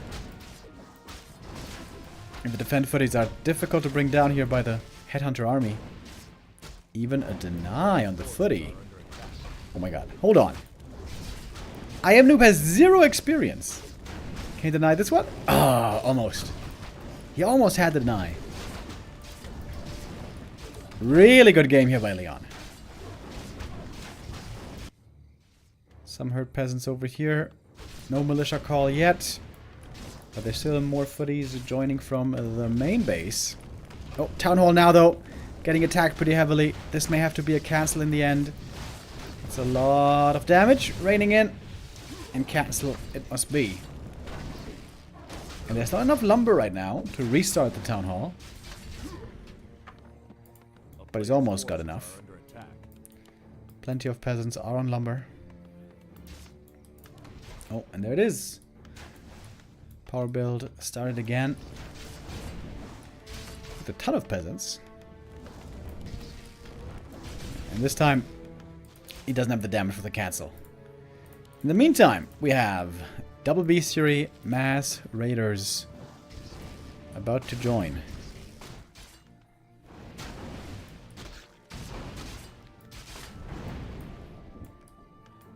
This Ring of Regen has been amazing for this Archmage.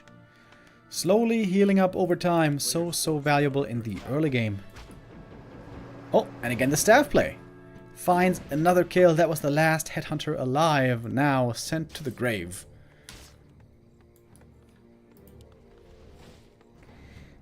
And this game is looking tremendous for Leon now.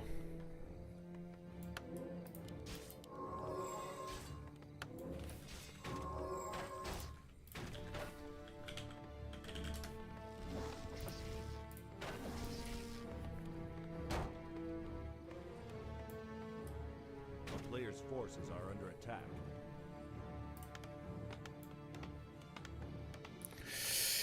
Rima, do you feel like Human has to expand against Orc on this map? I don't think so necessarily, no. If you can go for a good early game level 3 creep route, I think you can also play one base here. If anything, on the top level, we've been seeing less and less expansion lately. So, humans feel like Expo isn't a very reliable strategy at the moment. Oh, nice wall off, look at that. Leon ready with the mass peasant build to protect the town hall from the raider play. I love that. But with all these ensnares, the footies are now easy to pick off one by one. And Leon is not teching it. This is all costing quite a bit of lumber.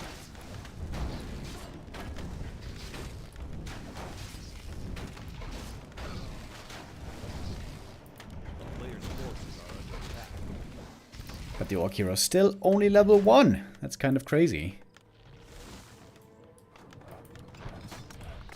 Oh, Leon even going for early masonry upgrade. Still no tech. He may want to tech at the expo, I guess.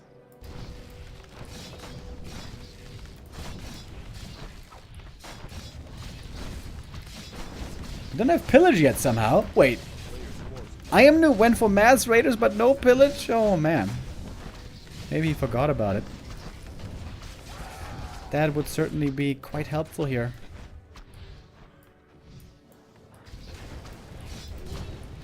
Going for the town hall. Only one guard tower so far, but more are coming up. Leon must repair here, of course. Must save the main. Archmage needs to help. Almost level 4. Oh wait, I think he's gonna lose it. He can't repair enough. Oh no, Leon! After a really good game so far, about to lose the town hall. Wait, is he? Oh my god, can he save it? Mass repair. Mass repair. Oh, he just barely holds it. Less than 200 HP. Ooh, town hall remains standing. Cost a ton of resources. But he saved it in the end. And the tech has indeed started out over at the expansion. Players' forces are under attack. That means that when tier 2 is done, Leon can call militia from both bases, which is kind of neat. Oh, he's walling off here with more lumber mills. I love that. Lumber mills are pretty cheap buildings. Only 125 gold. Especially easy to afford when you have an expansion. And the masonry upgrade saved him here. If not for masonry, this town hall would have gone down.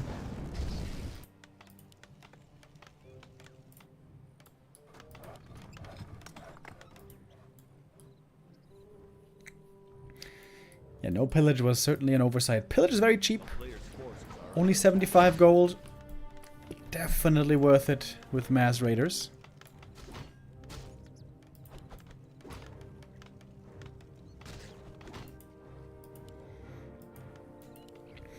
But Leon can't relax too much just yet.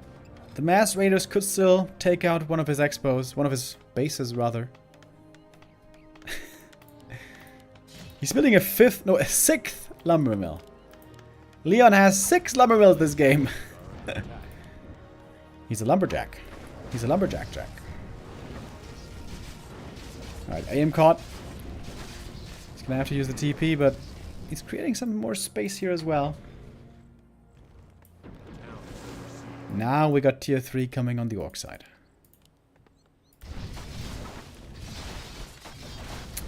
Still without pillage. Can you believe it? It's quite difficult to get through this wall here. Archmage at the shop. Creeping right now. Doesn't have many footies at all. Many of them died before.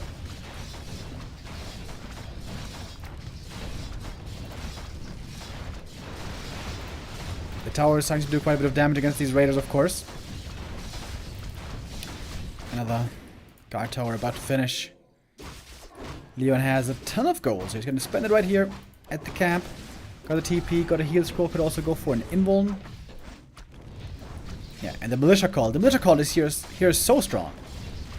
Very good against the raiders.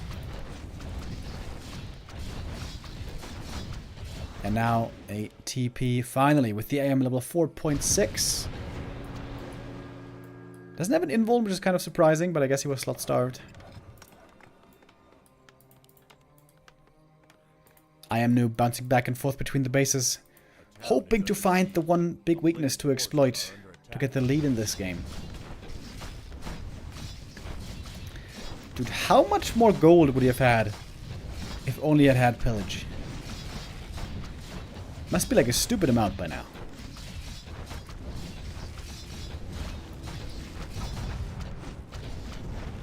Alright. Again, 2 lumber mills taken out.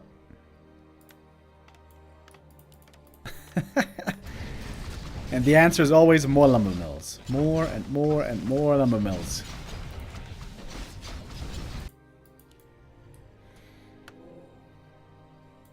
Okay, Archmage here, ready to buy more items at this shop. He's got a TP again. We finally get an MK. He's gonna be a big help. Maybe you could snipe the altar here, actually.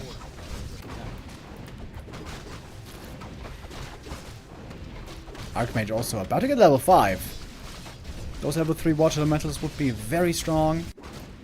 Yeah, now he's got it. Bring out the Archmage Eye, nice as well. The raiders are already struggling. When the water elementals join, it's gonna be even worse. I am noob is trying to go for a TC third. His tier 3 has finished. He could perhaps go for a tiny Great Hall. But Leon has lots of gold. And he's retraining. Oh, going for Blizzard. And that is very strong. Peon Harass. Quick reaction by I Am Noob.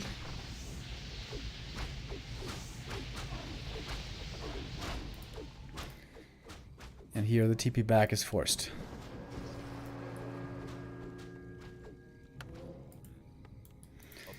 Leon can finally start to work on his tier 2 army. Blizzard doing quite a bit of damage. Damn. Archmage right clicks also not bad. On level 5.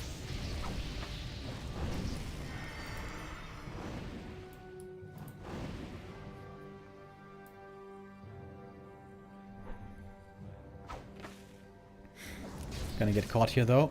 He will have to TP before too long.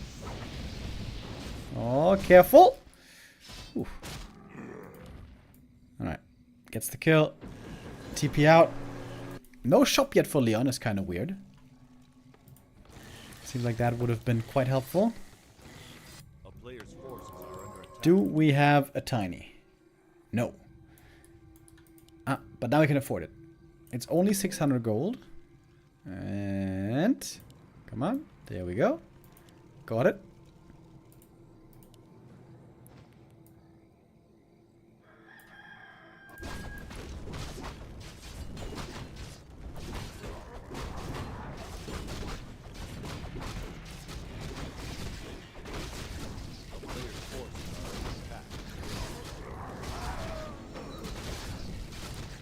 Looks like I am noob might not be in the worst spot now, but the big problem I see for him is with heroes. He doesn't have a Shadow Hunter. There's no healing in his army. This Fire Lord falls off very, very hard in the late game.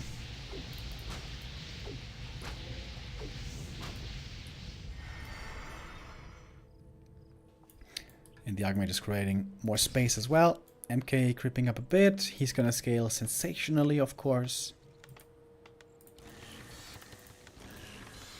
I thought Leon might be going Griffins here, but he's not. We see a Sanctum coming. We see double Racks. And double Sanctum, so... Priest. Wait, what's he gonna build? Is he gonna build Knights? Maybe he's gonna build Knights.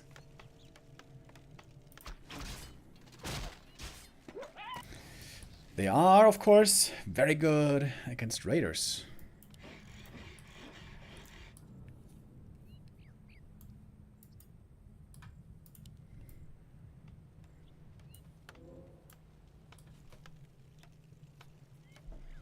Player's forces are under attack. Archmage here again, Invis. Again with an Invuln.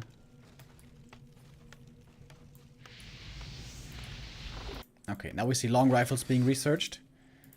So it might be enough fire rifles in the end. And that's so much harass in the main base.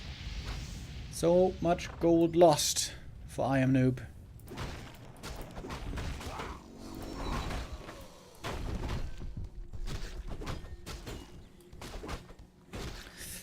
Gets a TC level 2, which is nice, but I think he needs more than that.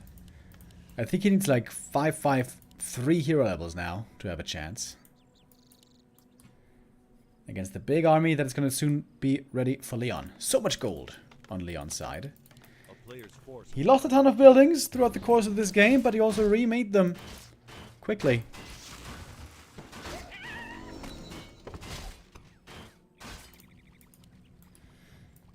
And the AM is really enjoying these potions. Invest potions, invul potions. Over and over. Harassing those peons. But the Expo is mining for the Orc here. Oh, look at the damage right away. Oh, not quite reacting instantly. So 2 peons fall. And the AM has much more mana available. The Shredder is good against him here, though. Oh. Great damage being done by the AM. This costs him a TP every time, but I think it's worth it. Oh, a little bit of Blizzard here. Just one wave Blizzard. Takes out another peon.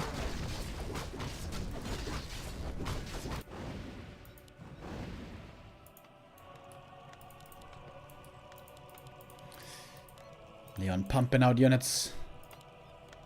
One by one. Only now making a shop, by the way. Isn't that crazy? Such a long game and he never had a shop.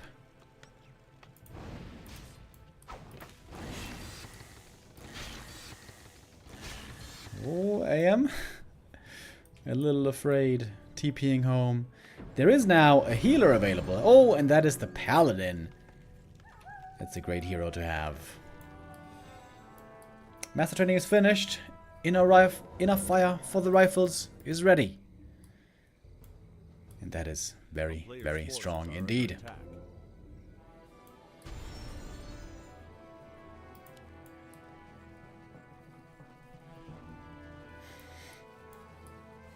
Leon is ready to put the nail in the coffin. It's a 20 supply lead. Huge deal. I would also say he's got the much better army. Ironwood is trying to go for Wyvern. Not the unit you want to have against rifles, really.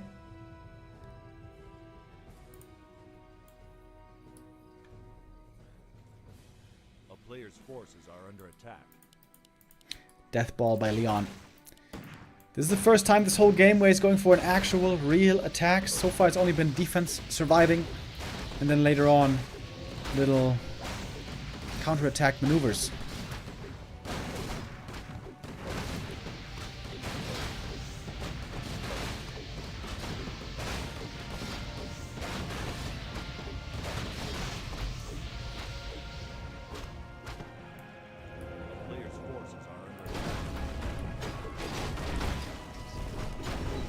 If I Am Noob can beat this army, he might be able to go for a tiny again.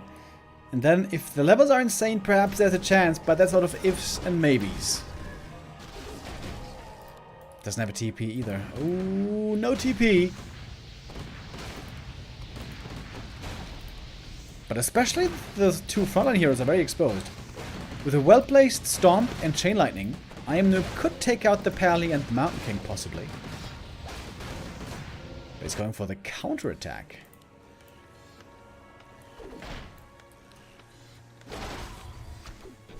It's going to be a difficult attack to make work, considering there's this many towers.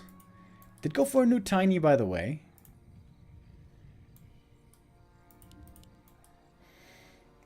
Leon's army is extremely strong. I like that he's going Gyros as well. Very good to have against Wyvern.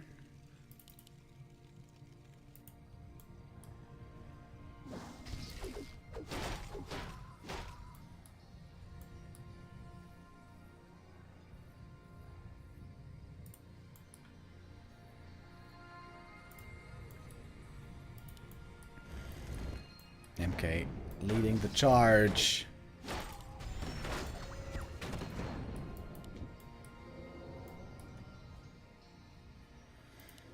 But of course the Orc army is faster. It's a lot faster. Especially with the TC aura.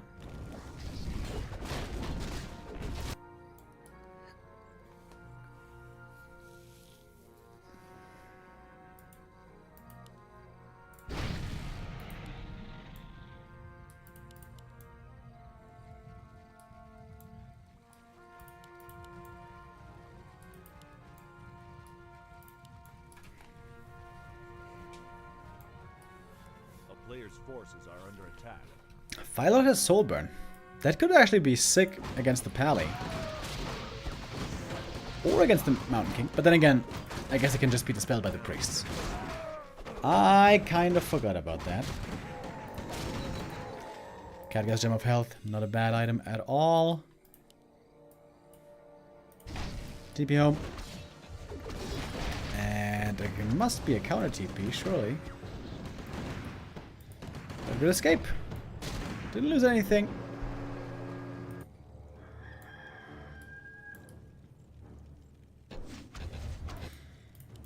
And now we got 2 expansions up for I Am Noob. Hold the phone. Leon also going for another expansion though.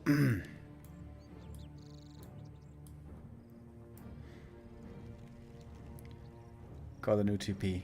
Look at the Shredder. He shredded away this entire forest.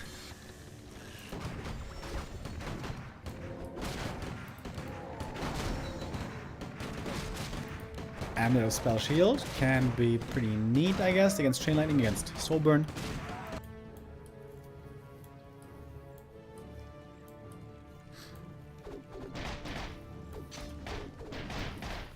This game is super weird. Yeah, I agree. This is not what we normally see.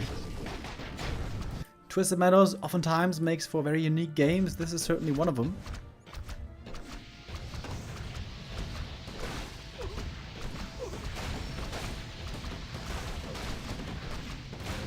Attack towards the expansion again. I Am Noob seems to be not at all interested in defending. It's gonna be another counterattack.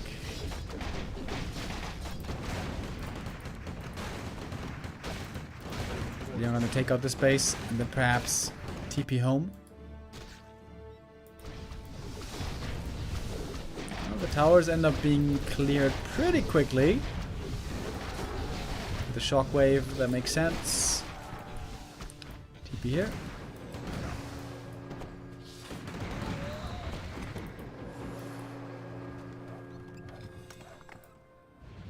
Oh, that didn't quite work.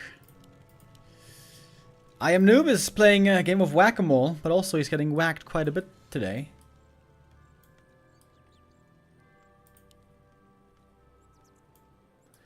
So far he hasn't been getting exactly the better end of the stick. A player's forces are under attack.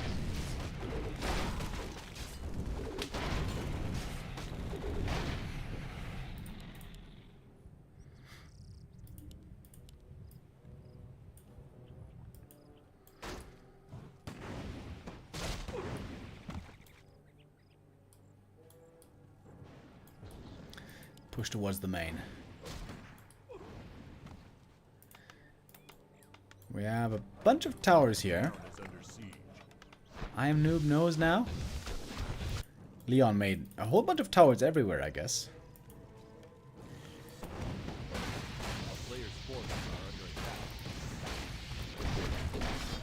Leon gonna TP to the expansion and might be getting a whole bunch of kills here. TC could be getting surrounded. Oh, didn't get in the right position.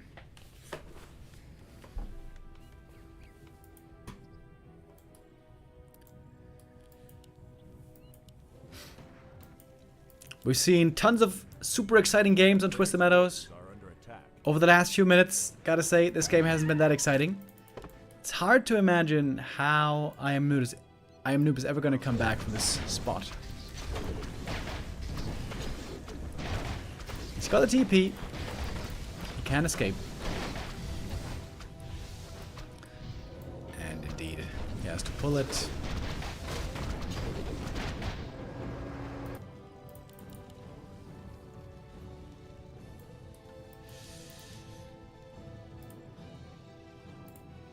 Oh, wait. Did he place another tiny here? I didn't even realize. But now Leon has figured it out. Oh, Farseer. Getting caught. That's going to be a TP forced. Back to the main.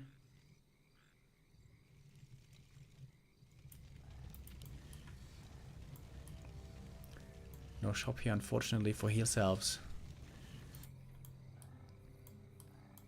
Oh my god, so many towers by Leon. He's like, alright, attack me then. Attack me then, pussy.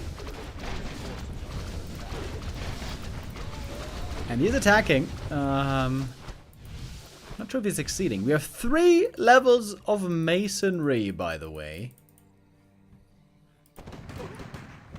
Leon, the turtliest of turtles.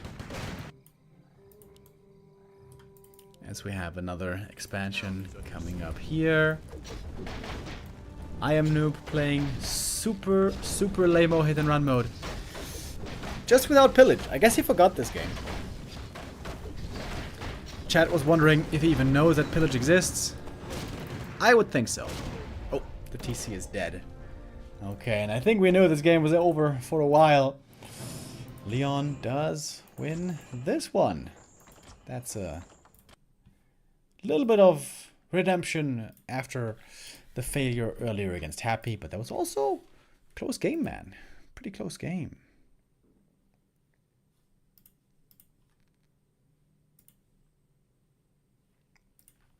Alright. And that is it for me today, guys. We had a bit of a chill day today. There were no tournaments, there were no show matches, so we just did, you know, some ladder stuff, talking about Raraland a little bit, because we are all very excited about Raraland. Tomorrow at like 2 p.m. my train is leaving, and I'm going to make my way to Dortmund, Germany, where Neo is already, along with the rest of the guys and gals from Being Esports, who are doing everything to get the tournament ready for tomorrow, when things start off with the FFA tournament. Tomorrow on August 1st at 3:30 p.m. CEST. And that is going to be with a big crew of people, new location, same as last year, of course. I'm really excited to say hello to many of you again, to meet new faces as well. And yeah, this is going to be super, super sick. My personal highlight always of the year.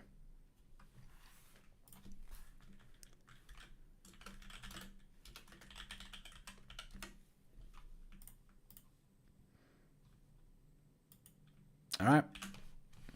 And with that, I say goodbye. I will see you tomorrow when Raraland kicks off, you guys. Stay tuned on all of our socials to see what's happening. You can join the Discord as well if you want to get inside information for the Raraland event. And one last donation question before the end. Remo, why didn't you take a day off before Raraland? I don't understand. I didn't need a day off. This was all pretty chill this week. And we want to keep the consecutive streaming day thing going. Yeah, that's it. All right. I'll see you guys tomorrow, guys. Yeah. Raraland, right around the corner. Get hype. Get your beers ready for the weekend. I wish you all the best. See ya.